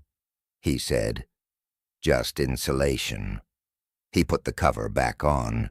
"If it happens again, record it." That night I sat at my kitchen table with my phone recording audio, like a person trying to prove their own sanity. The apartment was quiet. The radiator clicked. My fridge hummed. I waited. At around 11:17 p.m., the whisper came. Not from the wall this time. From the hallway outside my door. I froze. My phone was still recording. The little red dot glowed. I held my breath and listened. A soft shuffle, the sound of a hand brushing the door frame. Then, barely audible, right outside my door. "Don't speak." My scalp went cold. I stood slowly and walked to the door, moving like I was underwater. I didn't turn on the peephole light because there wasn't one. I didn't look through the peephole because I suddenly hated the idea of putting my eye to a hole where someone could be waiting on the other side. I pressed my ear against the door. Silence. Then, very softly, a series of taps. 3. Pause. 2. My heart thudded so loud I thought it would give me away. I stepped back, my hand hovering over the lock, wanting to check it, terrified that making any movement would make noise. After a minute, I heard footsteps moving away down the hall. I waited until my legs hurt from standing still. Then I locked the deadbolt again, even though it was already locked. I slid the chain in place, even though it wouldn't stop someone determined. I sat on my couch with all the lights on until morning. The next day I listened to the recording. At 11:17 p.m. the audio picked up my radiator clicking. Then faintly the taps. Then the whisper. "Don't speak." It was real. Or at least it was in the file. I played it again and again until the words lost meaning and became just sound, like a song that gets stuck in your head. I called my landlord again. This time I sent him the file. He didn't respond for hours. When he finally did, it was one sentence. "Please stop contacting me." That was it. No explanation. No, "we'll look into it." Just a boundary slammed down like a door. That's when my fear shifted into something else. Not just, something is wrong, but someone knows it's wrong and doesn't want me to look. I went to the next unit myself. I knocked during the day. Finally, the older woman opened the door a crack. "Yes?" she said, eyes suspicious. "Hi," I said, forcing a smile. "I'm next door. I've been hearing tapping and voices. I just wanted to see if you've noticed anything." Her face didn't change much, but her eyes flicked down the hall, then back to me. "No," she said quickly. "I keep my TV low." "I recorded," I started. "I don't want to hear it," she said. Then she hesitated, like she couldn't help herself. "You should keep your door locked, that's all." Before I could ask what she meant, she closed the door. I stood in the hallway, listening to the silence on the other side, feeling like I'd just spoken to someone who knew the rules of a game I didn't know I was playing. That night, I slept with a chair under my doorknob. I know it's a cliché, but it was the only thing I could think of that felt like action. At around 2 a.m., I woke up. Not from a noise. From the absence of noise. My apartment felt too still, like the building had stopped breathing. I lay there in the dark, listening. Then I heard it, a soft sliding sound at my front door, like plastic, like tape. I held my breath. The chair creaked slightly under its own weight, then a faint scratch near the lock, like something thin being inserted. I thought about calling the police. My phone was on the nightstand, but I couldn't move without making noise, and some primitive part of me believed noise was what the voice wanted. The scratching stopped. Silence. Then, in a tone so gentle it sounded almost kind, "I can hear you." I bit my lips so hard I tasted blood. Minutes passed, or seconds. Time got slippery, like it does when you're waiting for a sound that might mean a door is opening.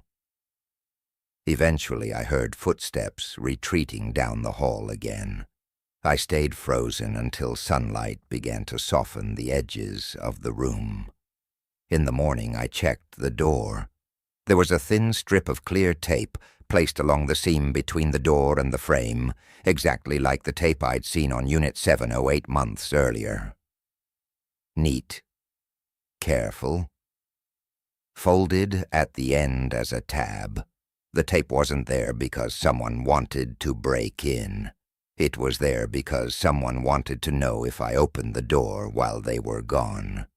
I peeled it off, my fingers trembling, and the sound of the tape tearing felt too loud in the quiet hallway.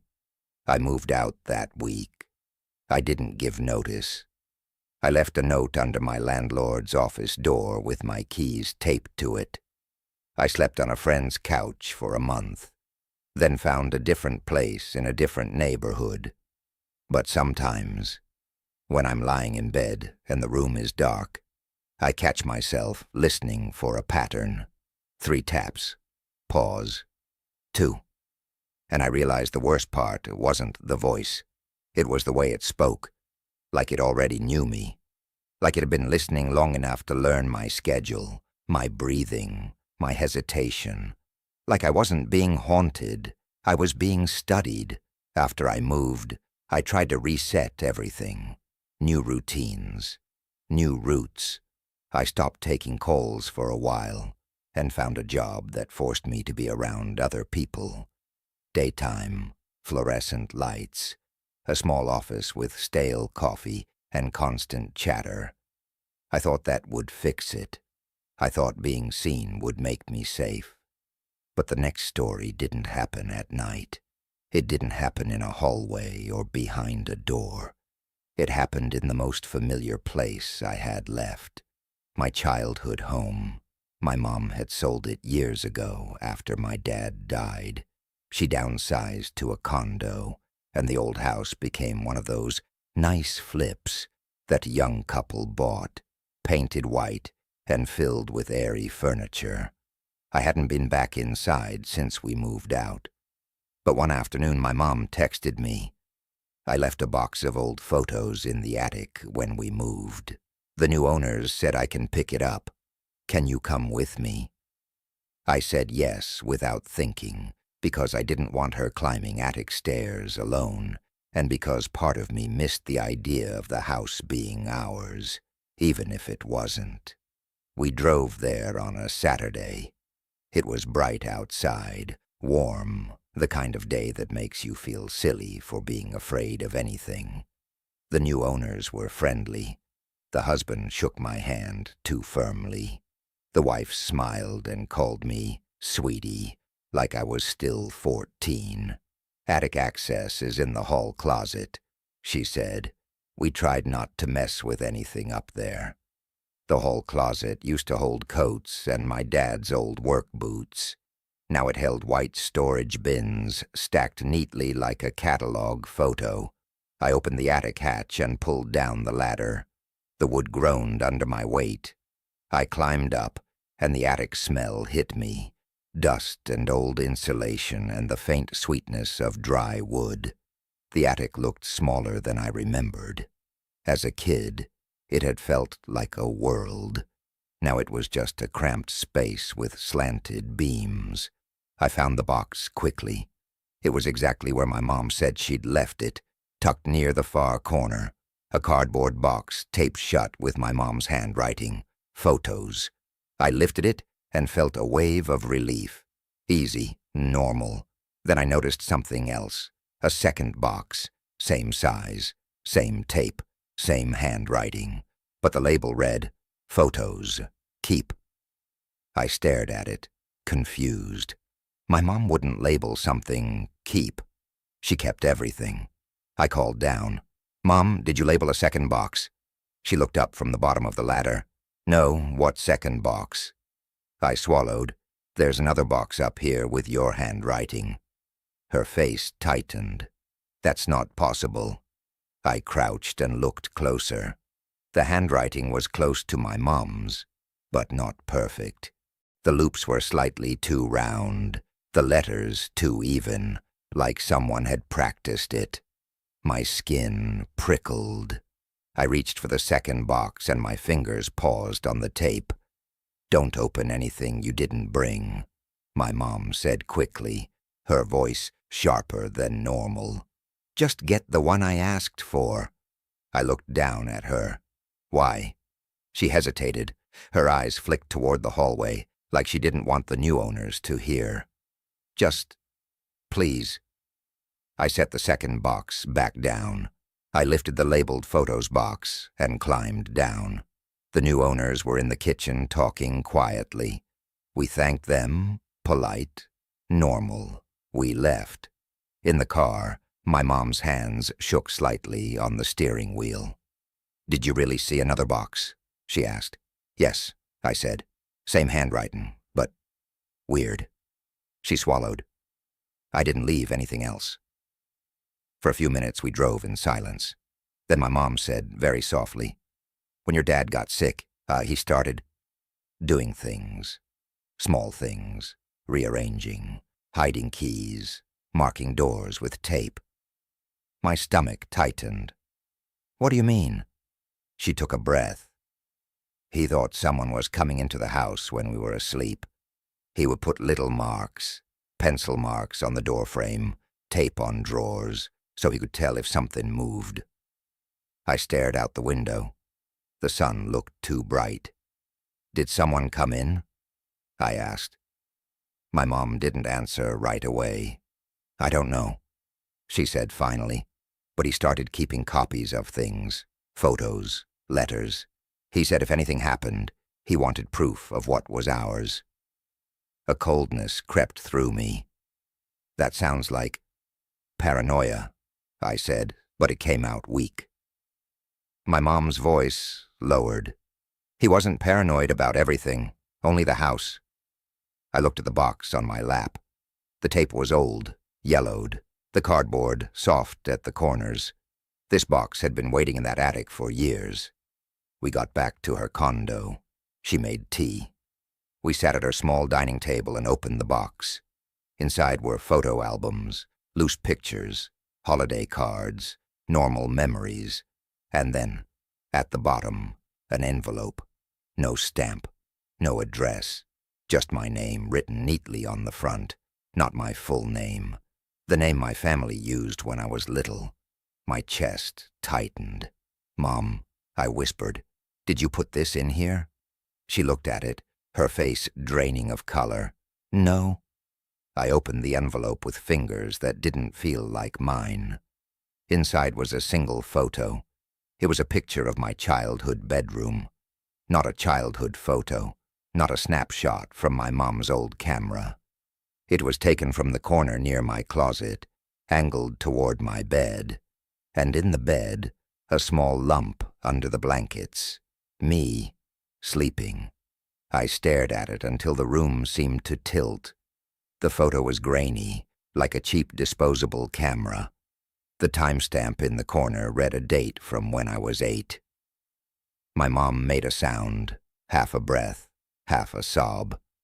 Who took that? I whispered. My mom's hands covered her mouth.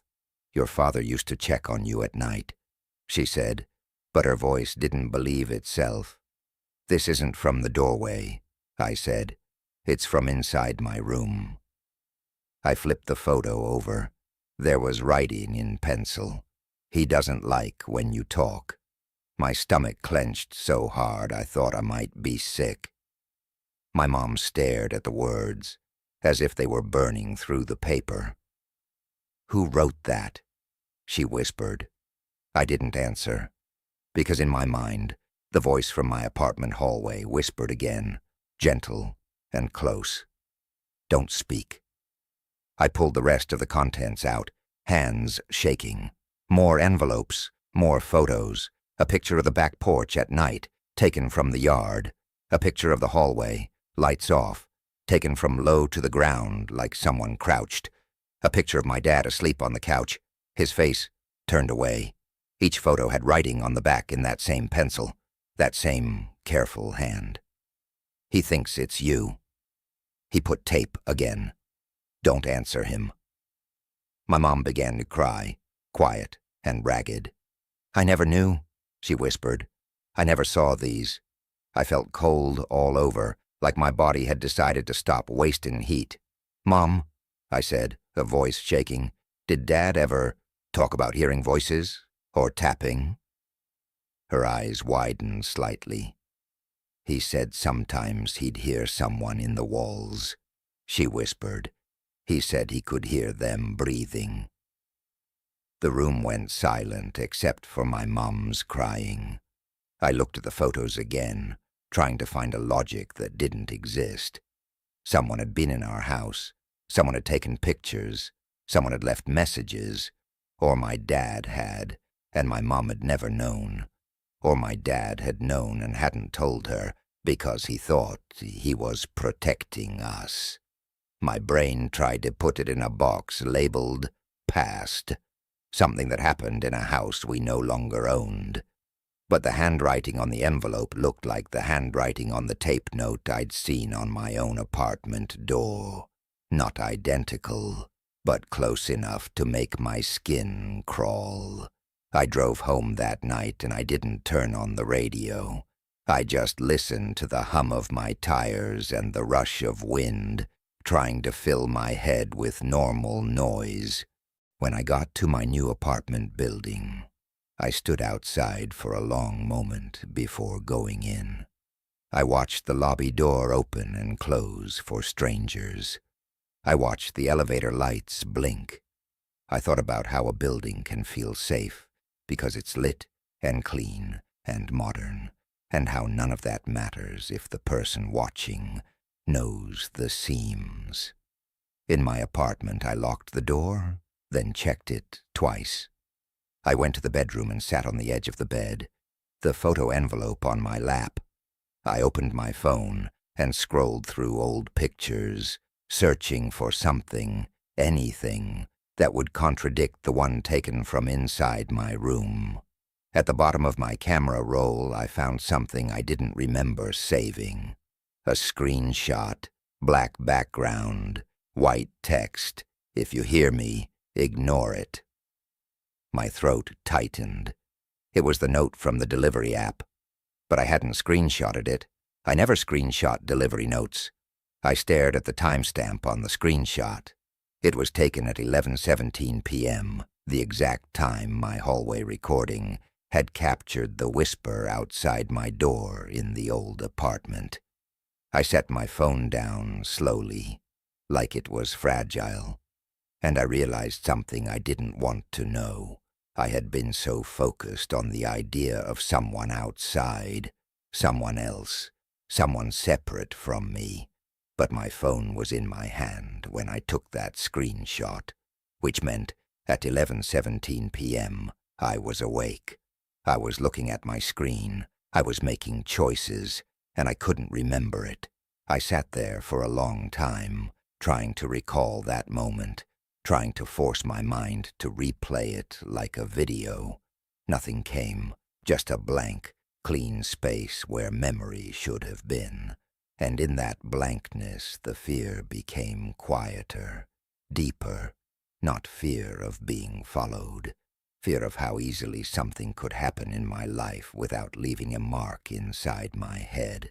I started writing things down after that, little notes, times, where I'd been, what I'd eaten, as if a notebook could act like tape across the seam of my own day, so I'd know if something opened. It helped a little, until it didn't, because notebooks can be edited, and I learned that the hard way when I met Aaron again. Aaron was someone I knew in college, not well, but well enough. He was the kind of guy who always had the right book in his backpack, who seemed to float through parties without drinking much, smiling at people like he was collecting their reactions for later. We weren't friends exactly, more like we orbited the same group. I hadn't thought about him in years.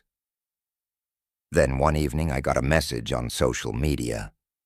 "Hey, this is going to sound weird, but I think we lived in the same building once. You okay?" It was from Aaron. My stomach tightened immediately, but not in a purely fearful way. More like my body recognized something before my brain had decided what it was. I replied casually. Hey. Yeah, I'm okay. What building? He responded fast. The one with the glass lobby. You worked nights, right? I remember seeing you. I stared at the screen. I never posted about that job. I never tagged that building. I never told people in college where I worked years later. My fingers hovered. How do you know that? A pause. Then, I'm sorry. I didn't mean to creep you out. I've been thinking about a few things lately. Can we talk? I should have ignored it. I know that. But there's something about someone from your past reaching out that makes you feel anchored. Like, if they're real, then maybe your life is real too. We agreed to meet at a coffee shop near my office. Public, bright, people everywhere. Aaron arrived 5 minutes early. He looked mostly the same. A little older, cleaner haircut, nicer jacket. He smiled like we were closer than we'd been. Thanks for coming, he said, voice soft. We sat. We made small talk. He asked about my job. I asked about his. He worked in consulting, which meant nothing and everything.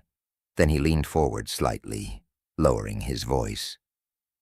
I'm going to ask something weird, he said. Do you ever lose time? My stomach dropped. I tried to laugh.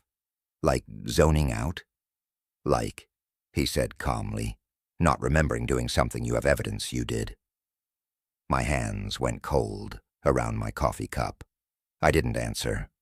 Aaron nodded, as if my silence was confirmation. It happened to me, he said. In a building I lived in, I started finding tape on my door, notes in my own handwriting that I didn't remember writing. A familiar nausea rose in me. I thought I was having some kind of episode. He continued, but then I started noticing patterns, things that didn't match. He reached into his jacket and pulled out a small notebook. He slid it across the table. I wrote everything down, he said, like you probably did. My breath caught. How do you know I did? He smiled faintly. Because it's the first thing people do when they feel like something is edited. I didn't touch the notebook. I stared at it, like it might bite. I found you, he said softly. Not to scare you, to compare notes, to see if what happened to me happened to someone else. The coffee shop sounds seemed to fade. People laughing, cups clinking. It all felt far away. I forced myself to speak. What do you think it is? Aaron hesitated. I think, he said. Some people are easier to guide than others. My mouth went dry. Guide. He nodded, eyes steady on mine. Not like hypnosis, nothing dramatic. More like learning what you ignore, learning what you respond to, learning what makes you quiet. A chill spread across my shoulders. I'm gonna stop you, I said, trying to regain control. This is starting to sound paranoid. Aaron didn't flinch. I know, he said. That's why it works. He opened the notebook, flipped to a page, and pointed. The handwriting was neat, careful. If you hear me, ignore it. My throat tightened. That's the same sentence, I whispered. Aaron nodded. Because it's effective. It makes you doubt your own reaction. It tells you the correct behavior is silence. I stared at him. Who told you that sentence? His eyes held mine for a long moment. Then he said something that made the room feel like it tilted again. No one told me, he said. I wrote it. I pulled back slightly. Why? Because I found it, he said, calm. In an old place, on an old photo, and I realized it wasn't a threat, it was instruction. My coffee suddenly smelled sour. I tried to stand, but my legs felt heavy. Okay, I said, forcing politeness like armor. I don't think I can. This is too much. I'm sorry.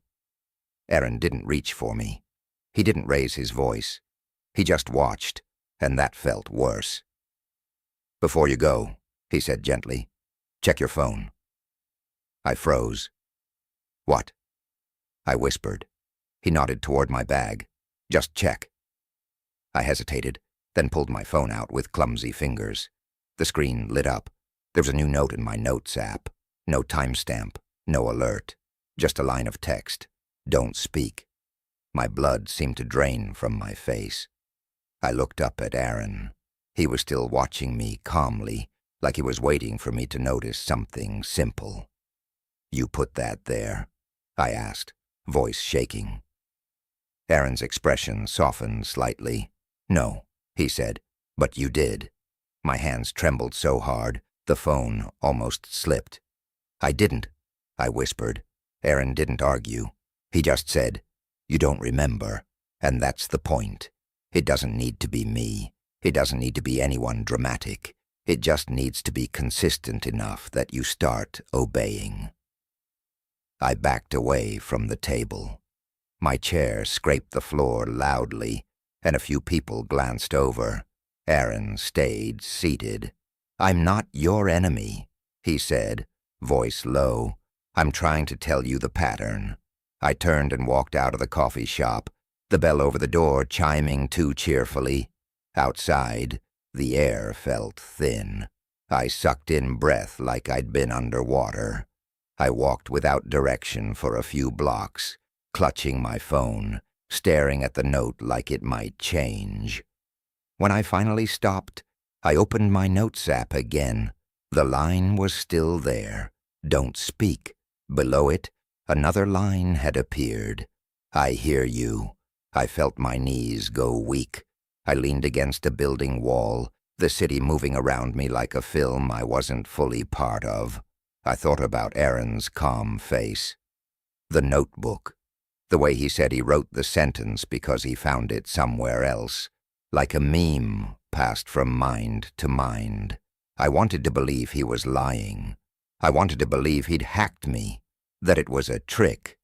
But deep down, the fear wasn't about Aaron.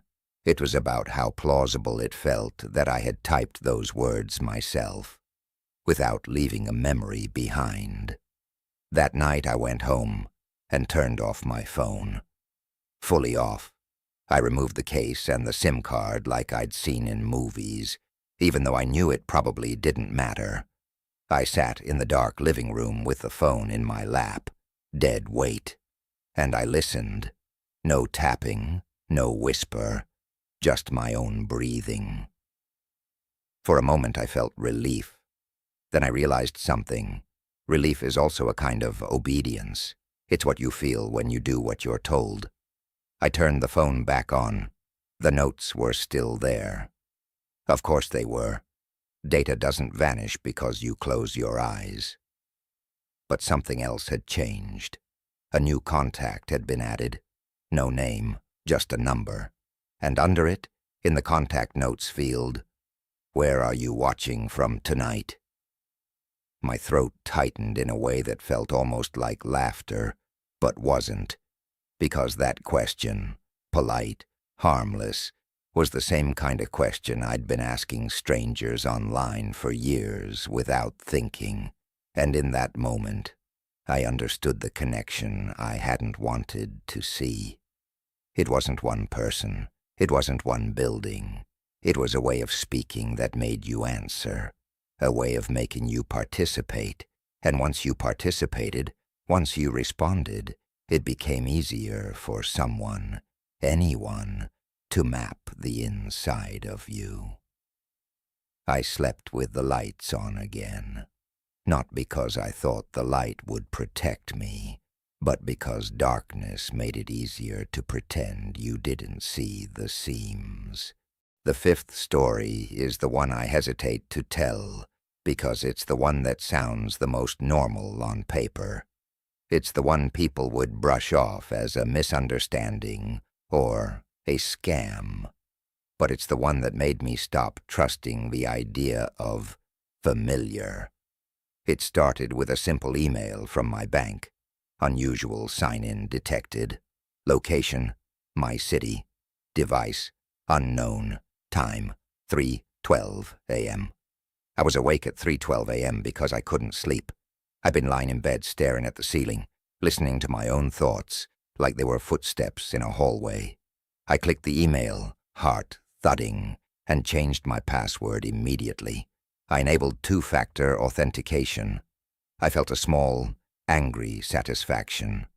There. Fixed. Controlled. The next day I got a text from a number I didn't recognize. "Hey, it's me. Don't freak out." I stared at it. Another text came right after. I had to use a different number. My phone got messed up. I didn't respond. A third text. "You promised you'd stop ignoring me." My skin went cold. The phrase didn't belong to anyone I knew. Then the phone rang. Unknown number. I let it go to voicemail. The voicemail came through a minute later, and I listened with my thumb hovering. The voice was familiar enough that my stomach dropped. It sounded like my father. Not exactly. My dad had been gone for years. I knew that. But the voice had the same cadence, the same soft way of speaking, like he didn't want to bother anyone. "Hey," the voice said quietly.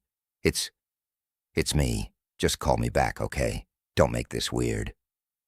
My throat tightened so hard it hurt. I listened again. The voice wasn't a perfect imitation. There was something slightly off, like the pitch didn't match the emotion. But the familiarity was enough to make my body react. I sat on my couch, shaking. Then another message came in. This one was a photo, a picture of my apartment door, taken from the hallway. The angle was low, like someone crouched, and on the seam of the door was a strip of tape with a folded tab. My mouth went dry. I ran to the door and yanked it open. The hallway was empty. No footsteps, no elevator ding, no closing door. Just that quiet hallway smell of carpet and someone's laundry detergent. The tape was there, exactly as in the photo. I ripped it off with shaking fingers and slammed the door shut. My phone buzzed again. "Why did you do that?" I didn't answer. I couldn't. Another message. "You don't remember, do you?" I threw my phone onto the couch like it was hot. For the next hour, I did everything people do when they're trying to regain a sense of control. I checked every lock. I checked every window. I checked the closet, even though I knew there was nothing there. I even checked the air vents. Nothing. When I finally picked up my phone again, there was a new voicemail. I didn't want to listen, but I did. The voice was different this time. Not my father, not familiar, just calm. "I'm not trying to scare you," it said softly. "I'm trying to see if you'll answer when it matters." My stomach churned. The voicemail continued. "You're good at staying quiet. You've practiced, but you still open doors when you think you're alone." I deleted the voicemail. Then I did something I regret. I texted back. "Who is this?" The response came instantly.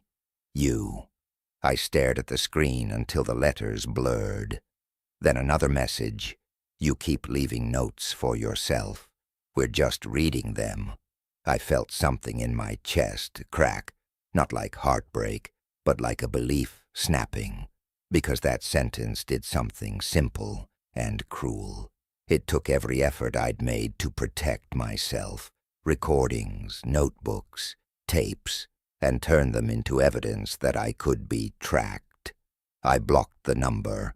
Another number texted. Blocked. Another. Blocked. It felt endless, like swatting flies in a room with an open window. Finally, a message came from an email address that looked official.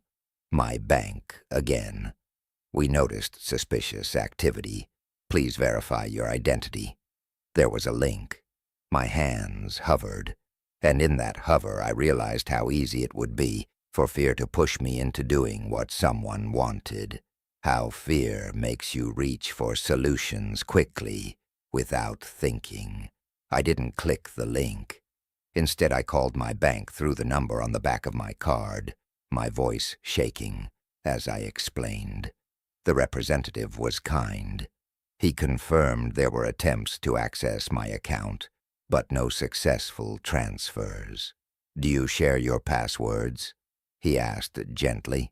"No," I whispered. "Do you have someone who might know personal info? Security questions." I thought of my childhood photos, my dad's voice in the voicemail, the screenshot I didn't remember taking. I swallowed. "I don't know," I said honestly. He advised me to freeze my credit, change everything, file a police report if I felt unsafe. After I hung up, I sat on my couch and stared at my blank TV screen, seeing my own reflection like a stranger. At some point, I got up and went to the bathroom because my body still had needs even when my mind was drowning. I turned on the faucet. I looked up at the mirror, and taped to the corner of the mirror, neatly placed, was a small sticky note. I don't keep sticky notes in my bathroom. I don't even like them. On the note, in neat handwriting, "Don't speak like you don't know me." My hands went numb.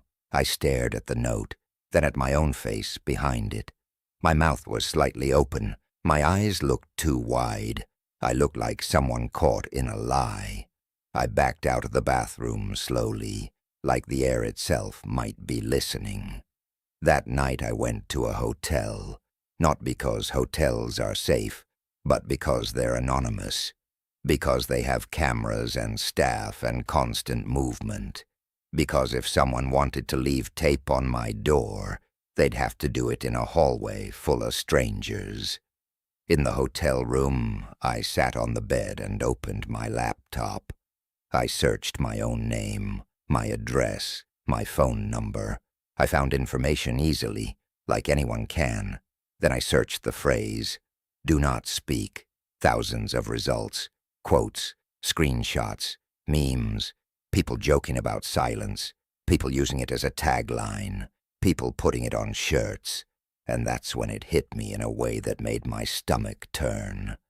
The scariest phrases are the ones that sound normal, the ones that can hide in plain sight. If someone wanted to mess with you, they wouldn't need a mask. They wouldn't need a weapon. They'd just need words that look like your own thoughts.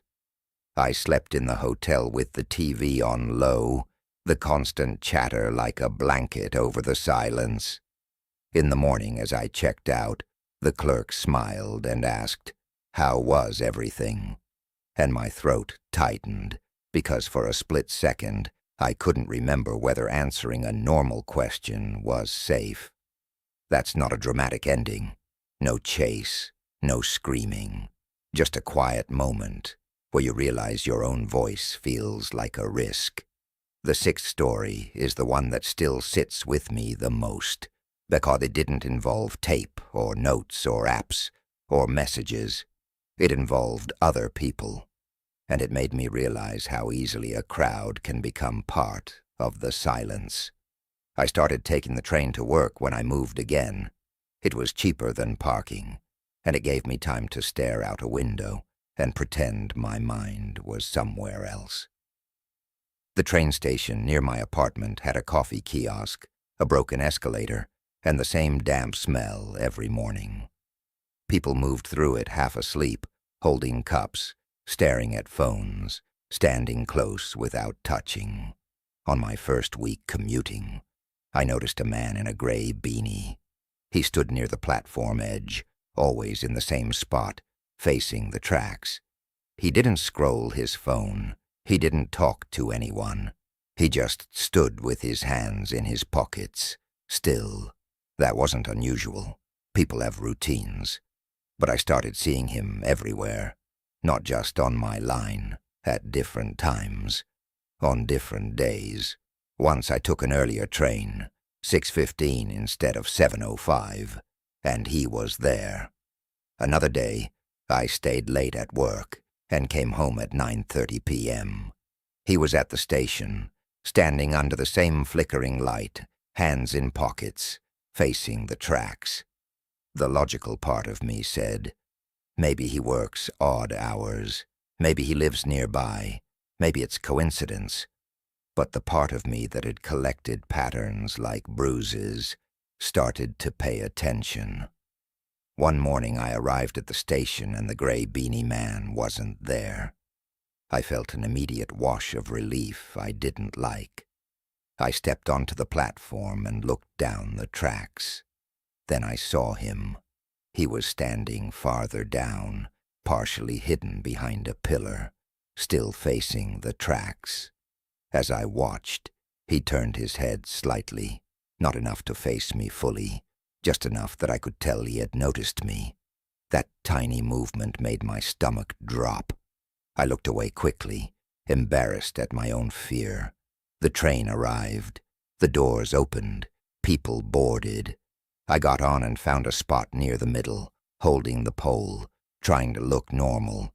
At the next stop, the gray beanie man got on. He didn't look at me. He didn't stand near me. He stood 2 doors away, facing forward. I watched his reflection in the window instead of his body, because that felt safer. The train moved. The city slid by in gray streaks.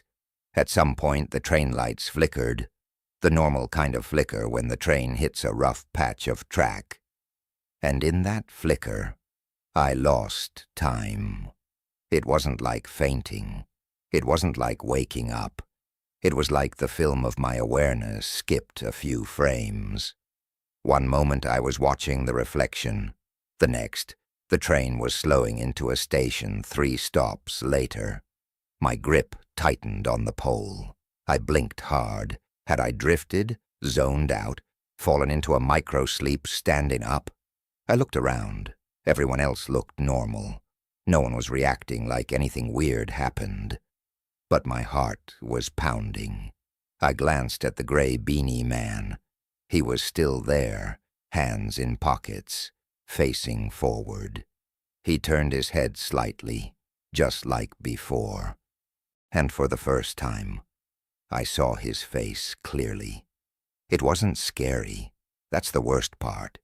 He looked ordinary. Mid-30s, tired eyes, stubble, lips pressed together in a neutral line. But his gaze wasn't neutral.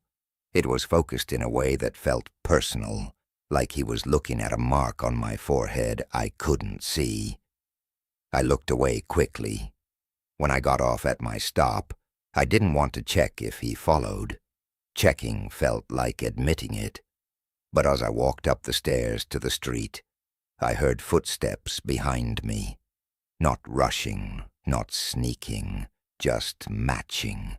I stepped aside at the top of the stairs as if to let someone pass, and I glanced back casually. The gray beanie man walked past me without looking. He moved like he knew exactly where he was going. Relief washed over me. Then he stopped at the corner just ahead and stood still, facing the crosswalk. I stopped too, pretending to check my phone. The crosswalk sign changed. People moved. He didn't. He stood there as if he wasn't waiting for traffic, as if he was waiting for something else. My mouth went dry. I turned and walked the other direction, choosing a longer route to my office. As I walked, I checked my phone. No new messages, no calls. But the Notes app was open, even though I hadn't opened it, and in it was a new line of text. Good, you noticed. I stopped walking. People flowed around me. A woman bumped my shoulder and muttered, "Sorry." I stared at the note. My fingers hovered above the screen. I closed the app, opened it again. The line was still there. I hadn't typed it. I knew I hadn't, but my mind, my unreliable mind, offered me a blank space where a memory should be. That day at work, I felt like I was watching myself from across the room, like my body was doing tasks and speaking words and smiling at co-workers, and I was somewhere behind my eyes trying to keep track. On the train home, the gray beanie man was there again. Same car, different door. When the train lights flickered, I held my breath and counted under my tongue. 1, 2, 3. The flicker happened. No time skip. I exhaled, shaky. Then the flicker happened again, stronger this time, like the whole car dimmed for half a second. And my count vanished. Not the numbers. The act of counting. Like my mind had been gently unplugged for a moment and plugged back in. The train was stopping at my station. I hadn't felt it move. I stumbled slightly as the doors opened. People filed out. I moved with them, feeling like I was pretending to be human. On the platform, I turned my head. The gray beanie man was already there, standing near the stairs, hands in pockets.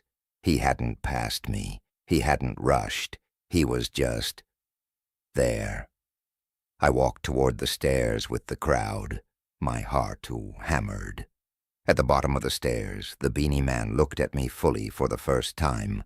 His eyes were tired and calm. He didn't smile. He didn't threaten. He just spoke, softly, like he was giving a reminder. "Don't speak," he said. I froze on the step. People brushed past me. No one reacted. No one turned. It was like his words existed only in the small bubble between us. He continued, quieter. "You do better when you're quiet." My throat tightened. I wanted to yell. I wanted to ask who he was. I wanted to demand help from the crowd that was literally touching my shoulders as they passed. But my voice felt far away, like it belonged to someone else. The man leaned slightly closer, not invading my space, just enough that I could hear the next sentence clearly. "I hear you even when you don't," he said. Then he stepped back, turned, and walked up the stairs, disappearing into the crowd with the casual ease of someone who knew he wouldn't be stopped. I stood there for a long moment, my hand on the railing, watching people's backs. Nobody looked at me. Nobody asked if I was okay, because nothing had happened that demanded a reaction. Just a man speaking softly in a public place.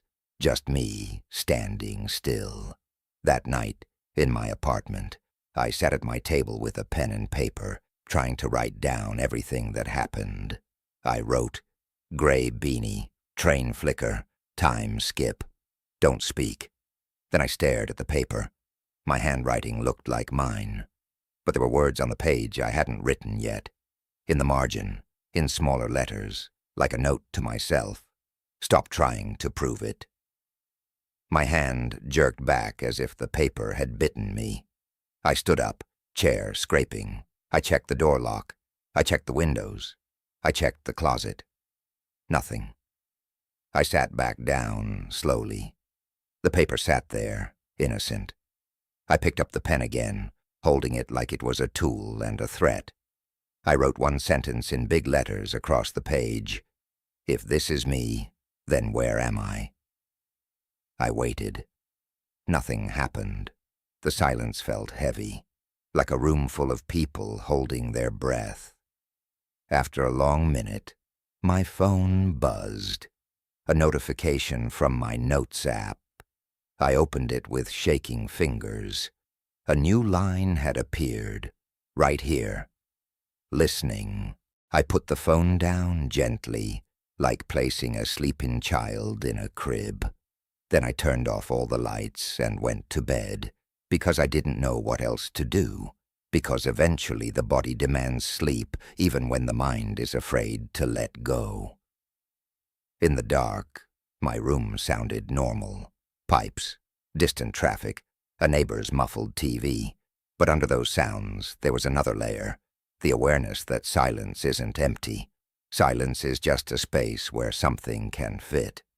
And as I lay there, eyes open, waiting for sleep to take me, I kept thinking about how many times I'd told myself the fear was outside of me, in hallways, in buildings, in strangers.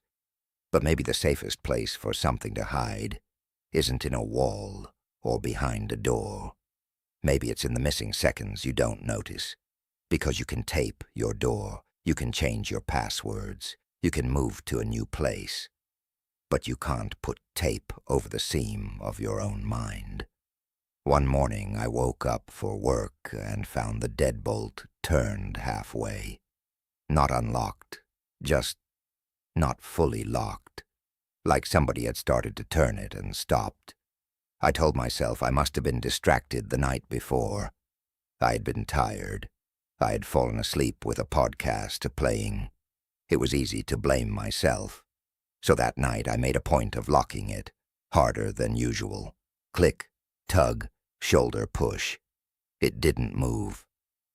The next morning, the deadbolt was halfway again. I didn't panic right away. That's the strange part about fear when it's slow. You don't leap into it. You step into it like a colder room. You keep thinking you'll adjust. I started taking pictures with my phone before bed, close-up of the deadbolt, so I could prove to myself it was all the way turned. I even started including the time in the photo. Night 1, 12:13 a.m. Deadbolt fully locked. Morning, halfway. Night 2, 11:47 p.m. Fully locked. Morning, halfway. I told a friend at work and tried to make it sound like a joke. She said, maybe it's loose. Maybe the vibration from people walking by makes it shift. She made a little turning motion with her hand, like it was harmless. So I tested it.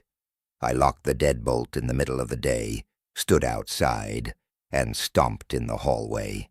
I knocked on the wall. I even jumped, because I'm an idiot, and I wanted it to be physics. The bolt didn't budge. That night I slept with a chair under the doorknob, not because I truly believed someone was coming in. More like, I wanted to see if the chair moved. I wanted evidence. In the morning the chair was exactly where I'd put it, and the deadbolt was halfway. That was the first time my stomach did that slow sink, like an elevator starting without you. I bought a cheap door alarm, the kind that screams if the door opens. I set it up, tested it. The sound was so loud I actually flinched. Good. If the door opened at night, I'd know. I went to bed feeling almost smug, like I'd finally outsmarted whatever this was. I woke up at 3:06 a.m. with that weird sense of being watched, not seeing anything, just feeling it. The room was still, no alarm, no footsteps. I lay there listening, convinced I could hear my own blood moving. Then I heard something else, not from inside my apartment, from the hallway, a soft, careful sound, like someone's fingertip tapping plastic. I held my breath. Tap, tap, tap. The door alarm didn't go off because the door didn't open. Whoever was out there was doing something else. I slid out of bed and moved toward the door in socks, trying not to make the floor creak. I looked through the peephole.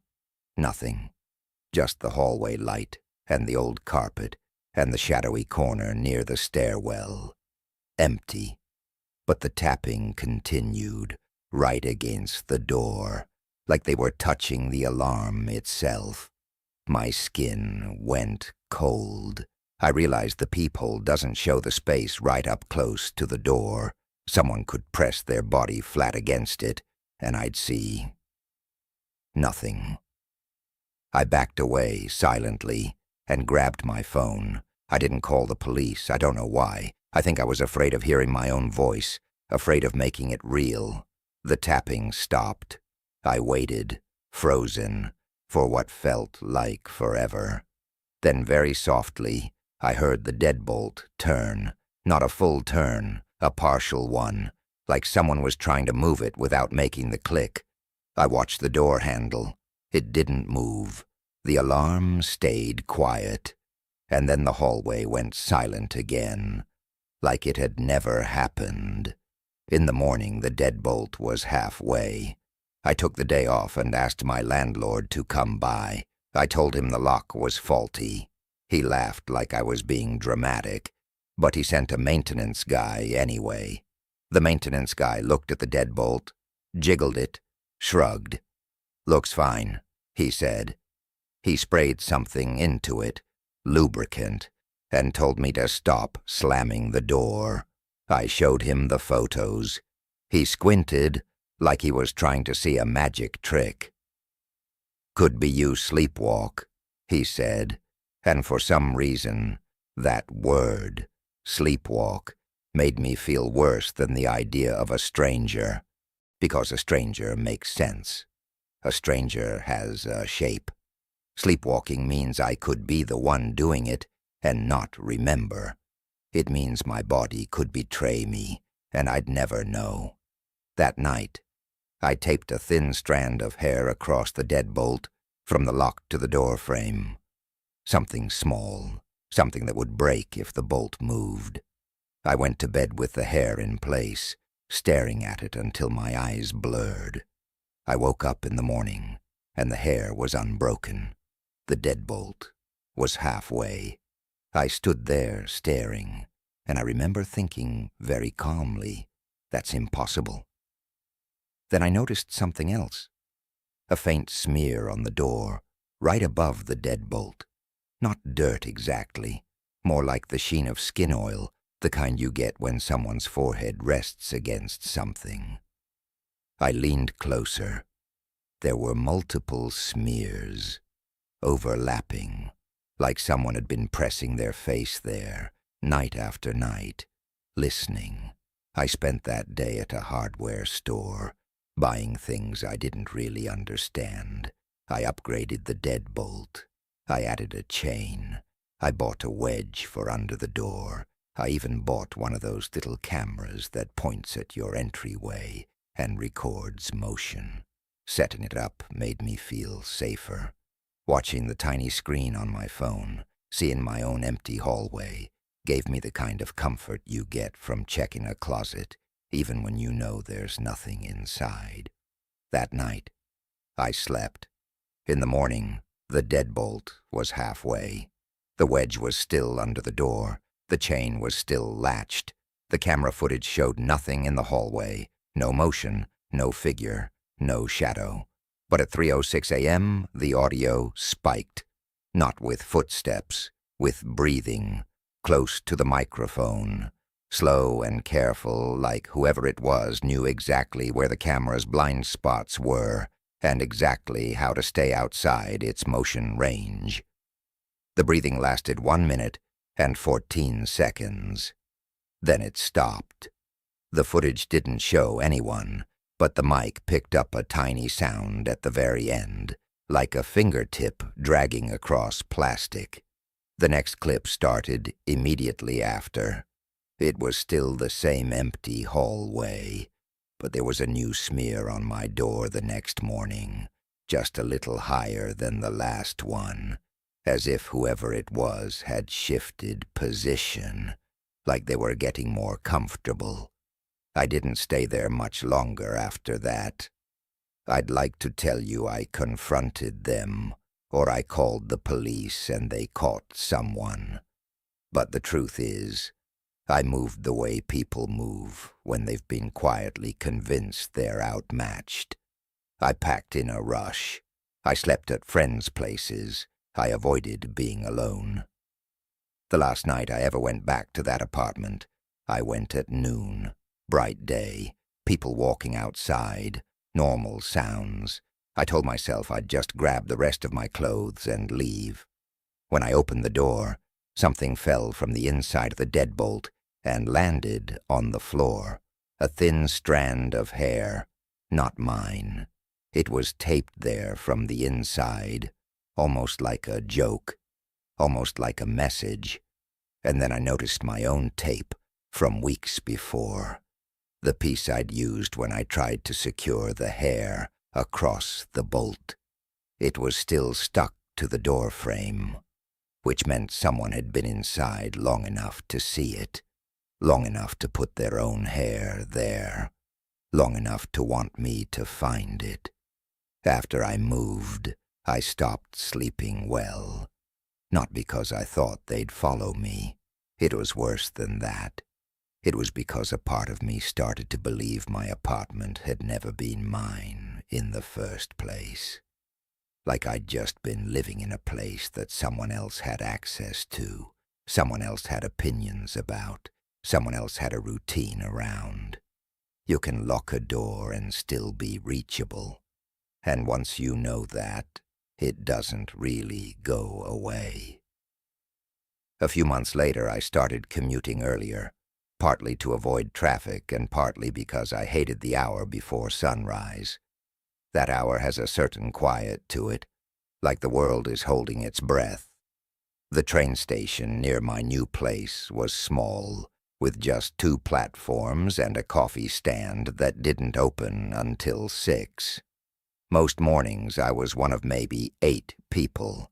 There was this woman who was always there before me, mid-30s maybe, hair always tied back, same beige coat, same black backpack.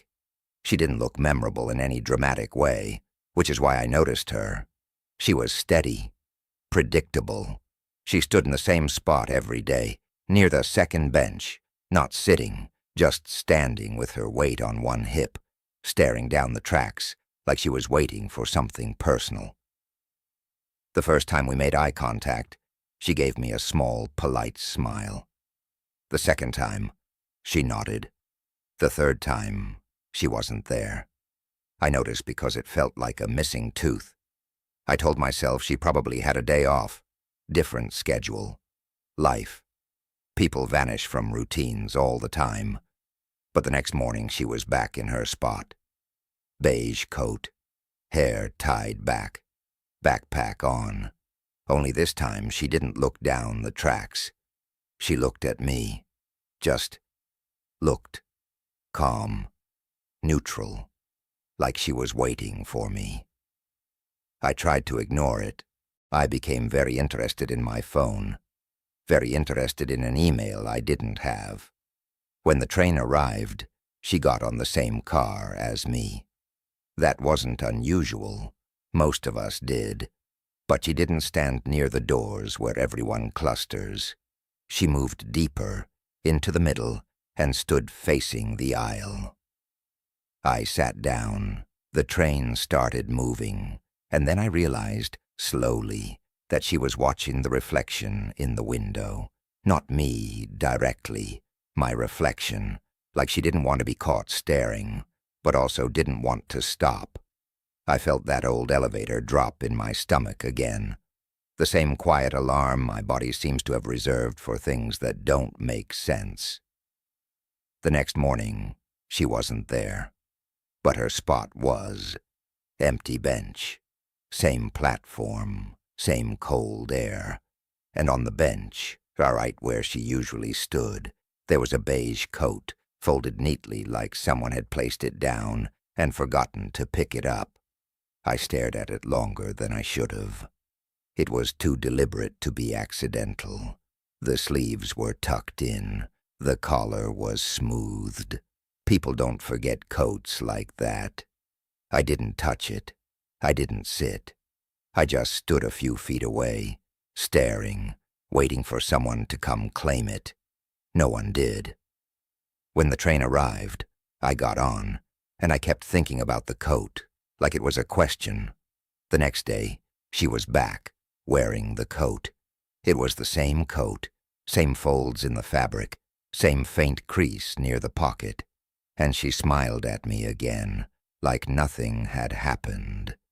That morning she spoke for the first time. "Do you sleep okay?" she asked, like it was a casual thing to ask a stranger. I laughed a little because I didn't know what else to do. "Not really," I said, which was a mistake, because it invited the conversation to exist. She nodded, like I'd confirmed something. "You wake up at the same time," she said. My throat tightened. What? 3:06, she said softly. Or around there. You wake up and then you pretend you didn't. I felt my face go hot. I wanted to tell her to stop. I wanted to ask her who she was. I wanted to demand proof.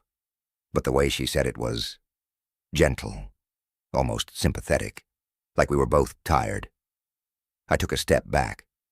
I don't know you, I said. I know, she replied. That's the point. She didn't move toward me. She didn't do anything threatening.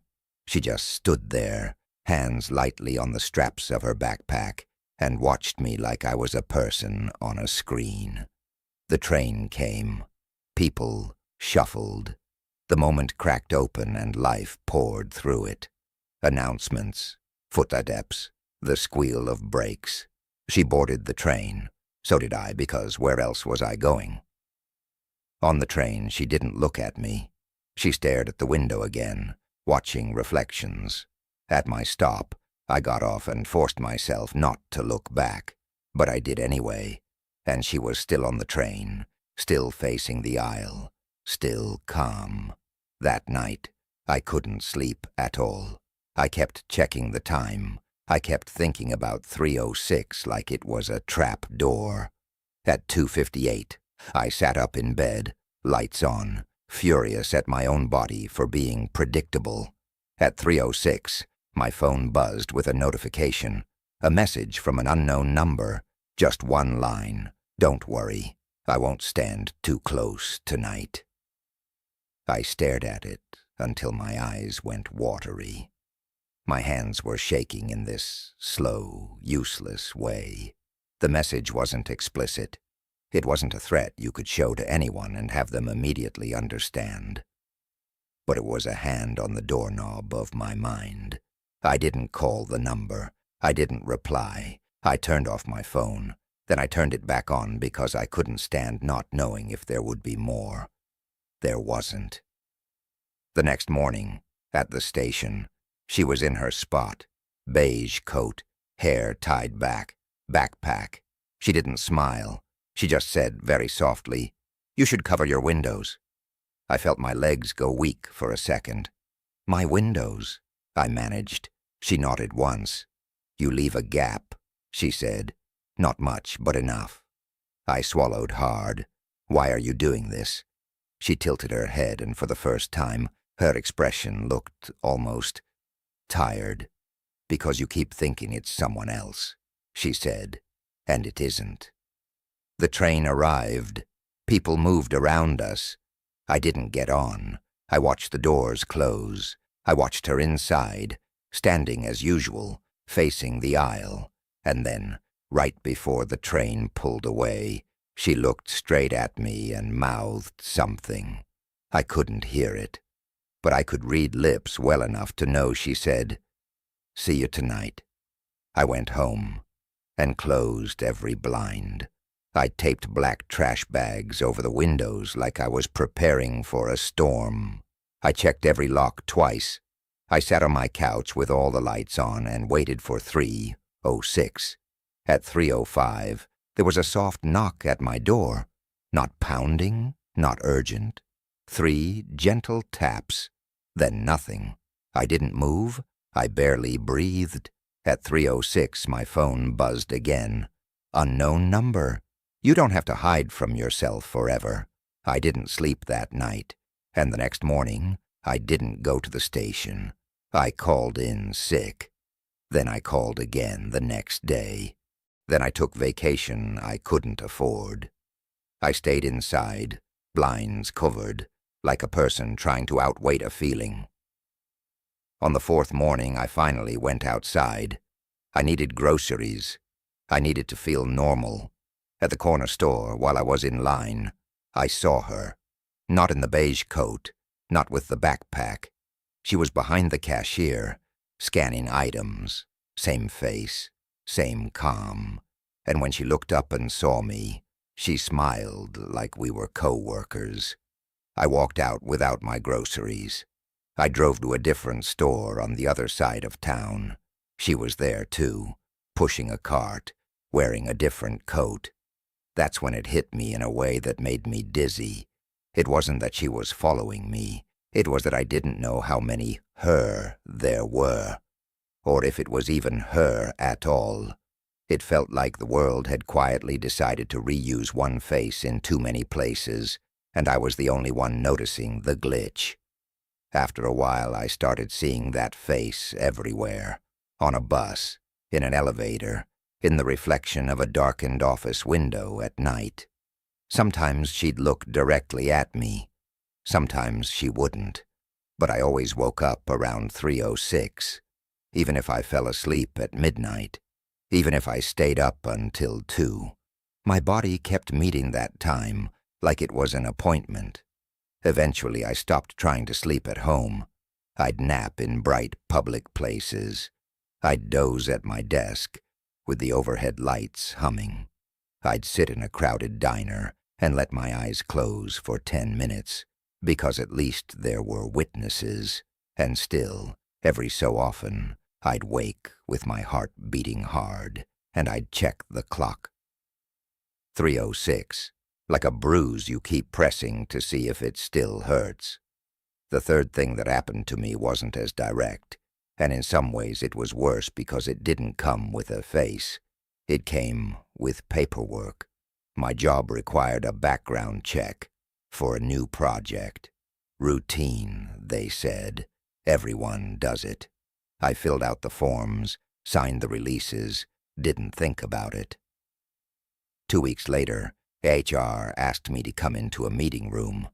It was one of those glass-walled rooms where you can see people walking by, and you feel exposed, even when no one is looking. The HR manager, a woman I'd always liked, had a folder in front of her and a careful expression on her face. "There's something we need to clarify," she said. I smiled, confused. "Sure."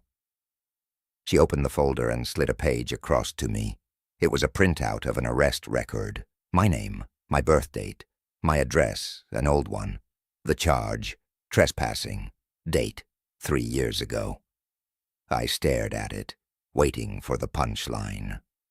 "That's not me," I said automatically. She kept her voice gentle. "The identifiers match," she said. "It includes your driver's license number." My mouth went dry. I looked at the page again. Everything was clean, official. It even listed a height and weight that matched mine. "This is a mistake," I said, but my voice sounded thin, like I was trying to convince myself. She turned another page. "It also includes an incident report," she said. "A security guard statement, a description." I read it.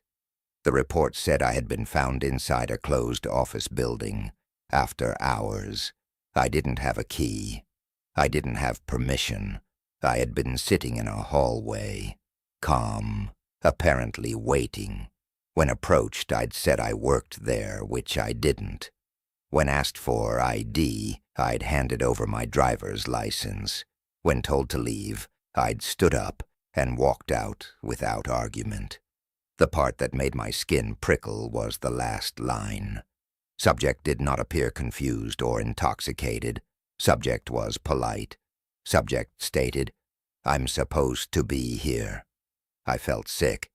"I've never been arrested," I whispered. HR watched me like she was trying to decide if I was lying. "Is there any chance?" She started, and then she stopped, as if she didn't want to insult me. "Any chance what?" I asked. "That someone used your identity," she said.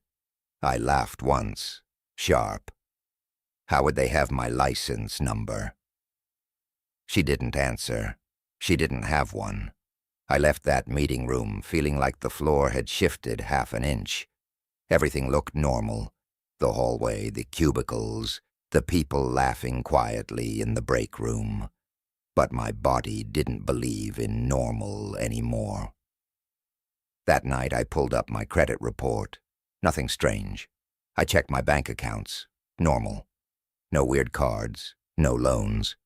So why was there an arrest record with my information? I did what you're supposed to do. I called the courthouse. I called the police department. I gave them my name, and after a long hold, a bored voice told me the record existed. "It's you," he said casually. "It's not," I said. He sighed. "You can request to review the body cam," he said. If it exists. That phrase sat with me, like the truth might depend on whether someone had bothered to press record. It took weeks to get access.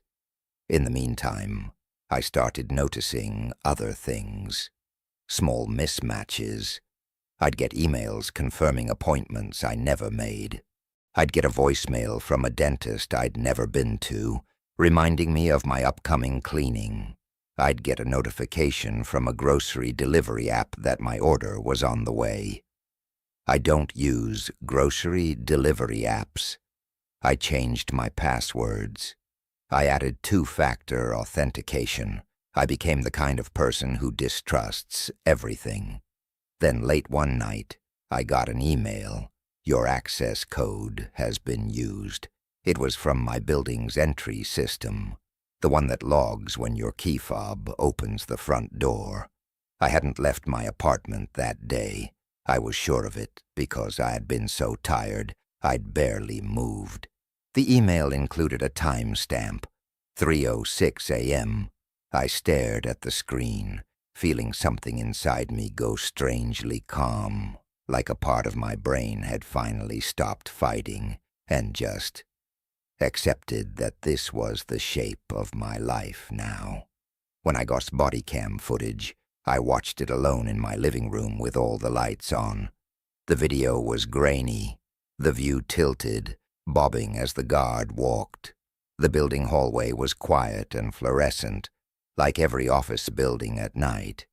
And then the camera turned a corner, and there I was, sitting on the floor, back against the wall, hands resting in my lap like a patient child.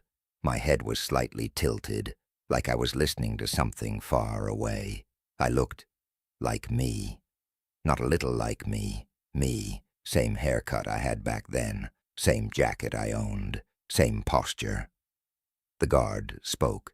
"Hey, you can't be in here." The person, me, looked up slowly. There was a long pause where I could see my own face settling into a mild, polite expression, like I was deciding what version of myself to present. "I'm supposed to be here," I said. The voice was mine, not close. Mine. The guard asked where I worked.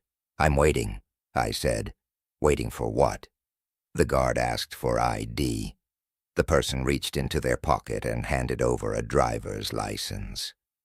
My driver's license. The guard looked at it and read my name out loud. Then he told me to leave. The person stood up calmly and walked past him toward the exit. As they walked by the camera, the guard's flashlight beam caught the side of their neck. There was a small mark there, like a faint bruise or a pressure mark. A crescent shape. I remember touching my own neck then, instinctively, like I might feel it through time. The guard followed the person outside, and the camera swung toward the lobby doors. The last thing you see is my reflection in the glass as I stepped out into the night. And the reflection did something I can't forget. It smiled. Not a normal smile, not a friendly one.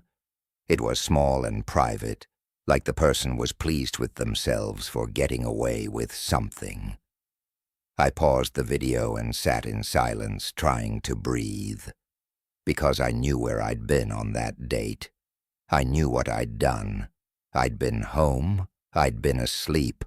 I remember it because I'd woken up around 3:06 and checked my phone, annoyed, then rolled over and fell back asleep.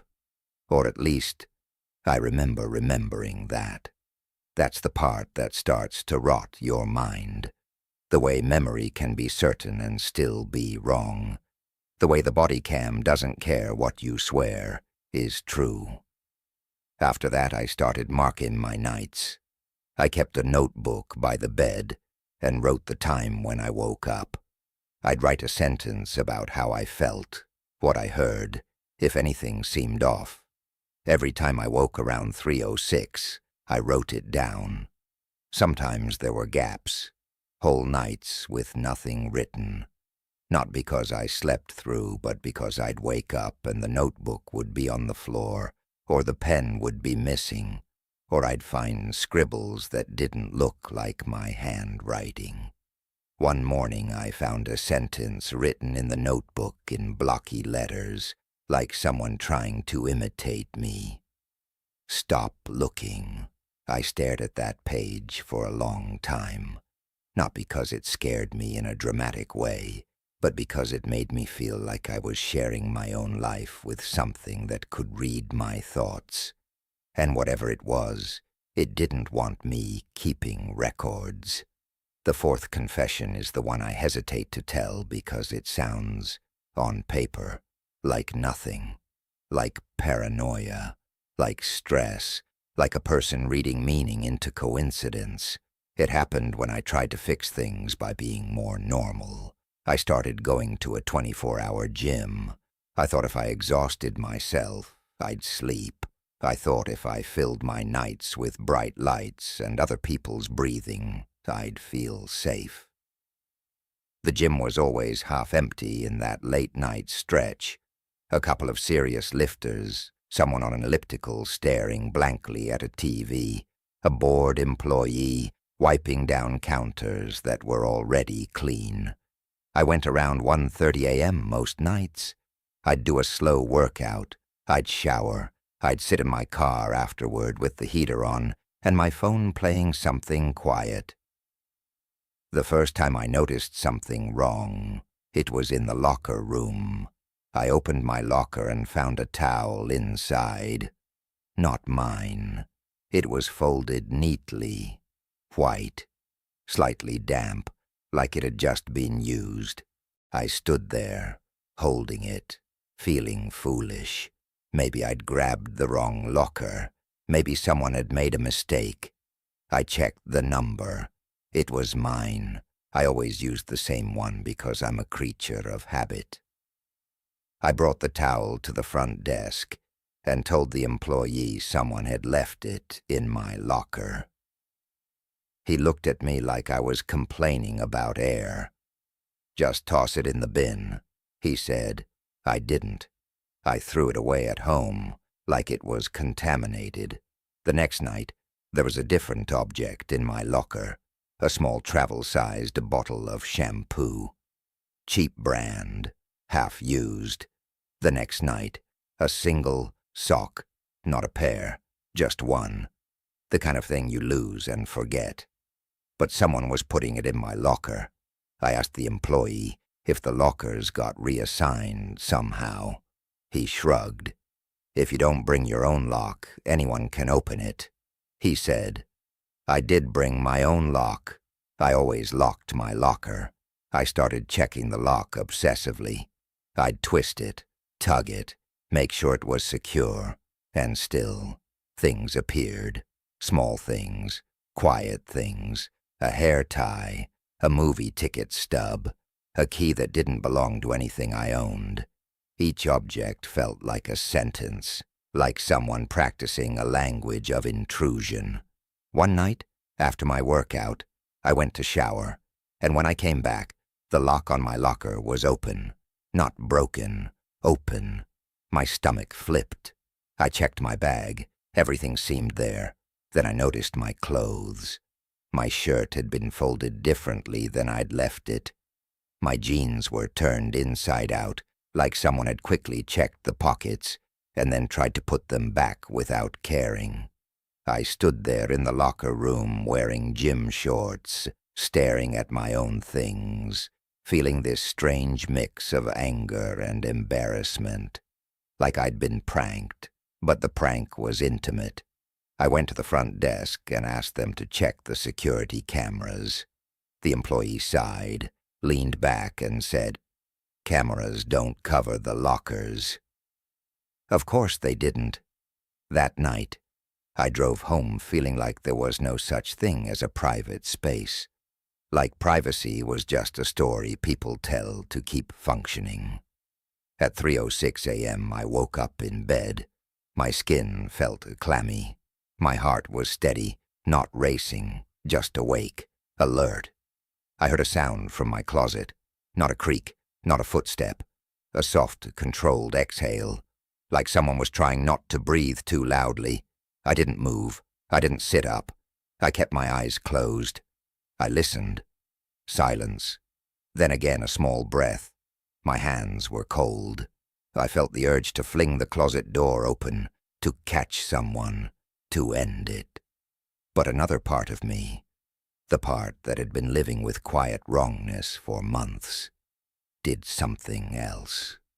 It stayed still, because I realized something that made my throat tighten.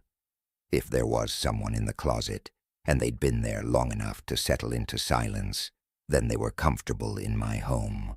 And if they were comfortable, that meant this wasn't a mistake. It was routine. I let my eyes open slowly, just a slit, and stared towards a closet. The room was dark, but not pitch black. Streetlight leaked through the edges of the blinds. The closet door was slightly ajar. I always close it. I watched the gap. Nothing moved, but I could feel presence there the way you feel heat from a turned-off stove. Not visible, but real. I whispered, "I know you're there." And my voice sounded tiny. No response. I lay there for a long time, and I don't know when I fell asleep again. In the morning, I checked the closet. It was empty, but one of my hangers was turned the wrong way, like someone had taken something off and put it back without caring. And on the floor, near the back, there was a gym locker key, the cheap kind, with a plastic tag. My gym's logo was on it. I stopped going to that gym after that. I canceled my membership. I told myself I was done with public places pretending to be safe. But the objects didn't stop. They just moved locations. A pen in my kitchen drawer that wasn't mine. A receipt in my coat pocket for a coffee I hadn't bought. A tiny square of paper in my wallet with a single number written on it. 306. The fifth story is the one that made me realize how easily you can be trained without noticing. It happened at my mother's house. She lives alone in the house I grew up in, the kind of suburban place where nothing changes except the paint fades slowly over years. Visiting her usually calms me down. Familiar smells, familiar creaks in the stairs, familiar photos on the walls. I went there because I needed a break from my own apartment. I told her work was stressful. I didn't tell her the real reasons. I didn't want to infect her with my fear.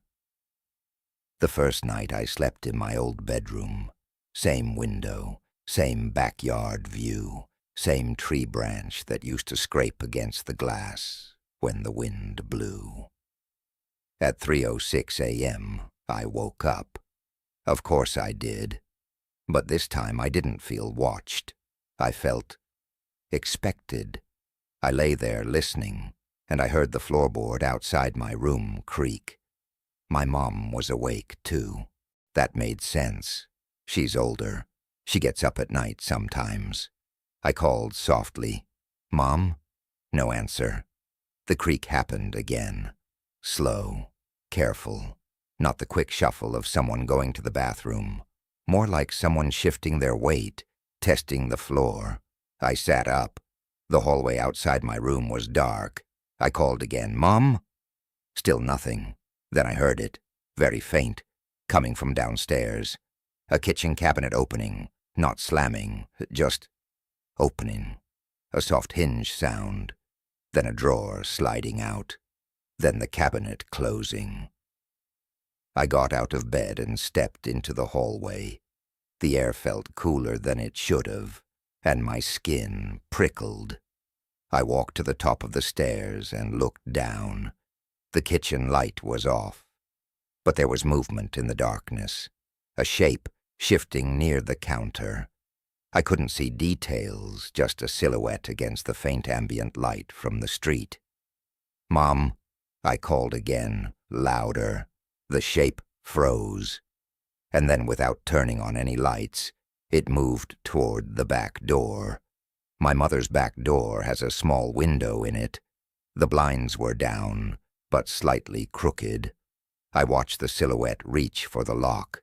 My heart started beating harder. I took 2 steps down the stairs. The silhouette stopped again. Then it did something that made my stomach twist. It turned its head slightly, like it was listening for me, like it knew exactly where I was standing. And then it unlocked the door and slipped outside. Not running, not sneaking, just leaving, as if it had finished what it came to do. I stood there in the dark, shaking, trying to decide if I should chase. The back door clicked shut. I flicked on the kitchen light and rushed down the rest of the stairs. The kitchen looked normal, too normal. No drawers open, no cabinets ajar, nothing missing. I checked the back door. Locked. I ran outside, barefoot in the cold grass, and looked around the yard. Nothing. No footsteps that I could see. No movement. Just quiet. I went back inside and woke my mom. She was groggy, annoyed, confused. "What are you doing up?" she asked. "I heard someone downstairs," I said. She blinked at me like I was speaking another language. "No, you didn't," she said softly, and the softness made me feel worse than if she'd yelled. "I did," I insisted. "Someone was in the kitchen." My mom sat up slowly. "Honey," she said, "I set the alarm." I froze. "You have an alarm?" She nodded. "We've had it for years." "If someone opened the back door," I started. "It would have gone off," she said. We both sat there in silence. My mom looked at my face. The annoyance faded. "Did you dream?" she asked. "I was awake," I whispered. She sighed and got out of bed. She walked through the house with me, turning on lights, checking locks, like a person trying to soothe a frightened animal. Everything was secure. The alarm panel showed no activity. The back door was locked. The kitchen was normal. But when we returned to my old bedroom, I noticed something on the nightstand. A small glass of water, half full. I hadn't put it there. I'd gone to bed without water. I remembered because I'd been annoyed at myself for forgetting. My mom stared at it too. "I didn't do that," she said. I picked it up and the glass was cold, like it had been poured recently. I didn't drink it. Later that day, my mom tried to make jokes. "Maybe it was the house," she said lightly, trying to keep it silly. This place always did have weird noises. But I could see a new tightness around her mouth, a new way her eyes lingered on locks. That night, I didn't sleep in my old room. I slept on the couch near the front door, lights on, pretending it was because the couch was more comfortable. At 3:06, I woke up again, and this time I heard nothing. No cabinets, no creaks, just quiet. But on the coffee table in front of me, there was a note, a small piece of paper, torn from a notepad, in my handwriting, at least close enough to make my stomach flip. Were 2 words, "Don't move." I stared at it until my eyes burned. Then I looked at my own hands. They were resting on my stomach, fingers relaxed. I realized with a cold clarity that I didn't know what I'd been doing before I woke up. I didn't know if I'd written that note, or if I'd been told. The 6th and last confession is something I still haven't said out loud to anyone in my life. Because once you say it, you can't unsay it. After my mother's house, I started recording myself at night. Not like a YouTuber, not like a project, more like a person building a case against their own reality. I set up my phone on a shelf facing my bed, plugged in, storage cleared. I started the recording every night. The first few nights, nothing happened. I slept. I woke at 3:06. I lay there. I fell back asleep. Then, on the fifth night, the recording caught something. I watched it in the morning with my curtains open and coffee in my hands, trying to be brave. At 2:58, I was asleep. At 3:04, my eyes opened, not groggy, not slowly. They opened and focused immediately, like I'd been called. I sat up. I looked toward the door. Then I got out of bed. I walked out of frame. The camera kept recording an empty bed, rumpled sheets, the dim glow from outside. For 2 minutes, nothing happened. Then I came back into frame, and I wasn't alone. A second figure followed me in, not close behind, at a respectful distance like a guest. The figure was in shadow. The camera couldn't capture details, but the outline looked ordinary, average height, no dramatic posture. The person stood near the foot of my bed, and I stood facing them. Neither of us moved much. It looked like a conversation without gestures. Then the figure lifted an arm. I leaned forward slightly, as if listening, and then very gently, the figure reached toward my neck, right where the crescent mark had been on the body cam footage. I didn't flinch. I didn't pull away. I stood there and let them touch me.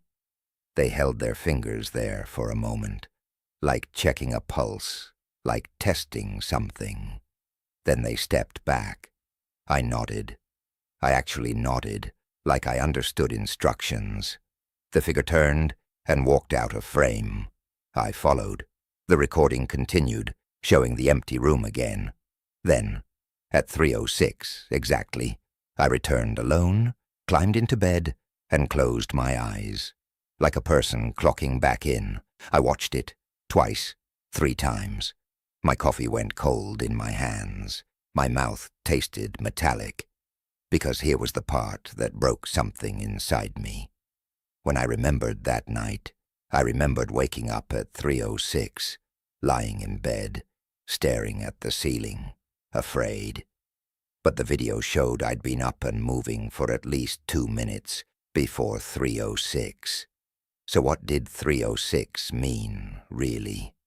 Was it the moment I woke up, or the moment I came back? I checked my neck in the mirror. There was a faint crescent-shaped mark, not a bruise, not red, more like a pressure imprint, like someone had pressed something there and held it. I called in the sick and spent the whole day with my curtains open, trying to exist in daylight like it could save me. That night, I didn't set up the camera. I told myself I couldn't handle seeing more. I told myself I needed sleep. I woke up at 3:06 with my heart pounding. My bedroom door was open. I always close it. In the hallway, the light from the living room was on. I don't leave it on. I lay in bed, staring at the open doorway, listening. Silence. Then, from somewhere at the apartment, I heard a soft sound, paper sliding across a surface. I didn't move. I remembered the note at my mom's house. Don't move. The paper sound happened again. Slow, deliberate, like someone placing something down carefully. I stayed still until my muscles ached. Eventually the living room light clicked off. The apartment went dark again. In the morning I found my notebook on the kitchen counter, open to a fresh page. In blocky letters that looked like someone forcing their hand to write neatly, there was a sentence. "We're getting better at this." I stood there for a long time with my fingers on the counter, feeling like I might fall through the floor, because the sentence didn't feel like a threat. It felt like teamwork. It felt like training. It felt like someone was shaping my nights into a routine I wasn't allowed to remember. And the worst part is, even now, as I'm telling you all of this in the calmest voice I can manage, late at night, the way people like to listen when they're drifting off, I can feel that old awareness sitting just under my skin, that sense that sleep isn't only rest, that it's also a gap, a soft, defenseless space where time can be rearranged. So if you're listening in bed right now, and your room is quiet, and you're just about to let go, try not to be startled if you wake up later and the clock reads 3:06. Try not to panic if you can't remember what happened in the minutes before. And if you find something small that doesn't belong, something harmless looking, something placed with care, just consider for a moment the uncomfortable possibility that it isn't there to scare you. It's there to remind you that you're not the only one who knows the way back to your bedroom in the dark.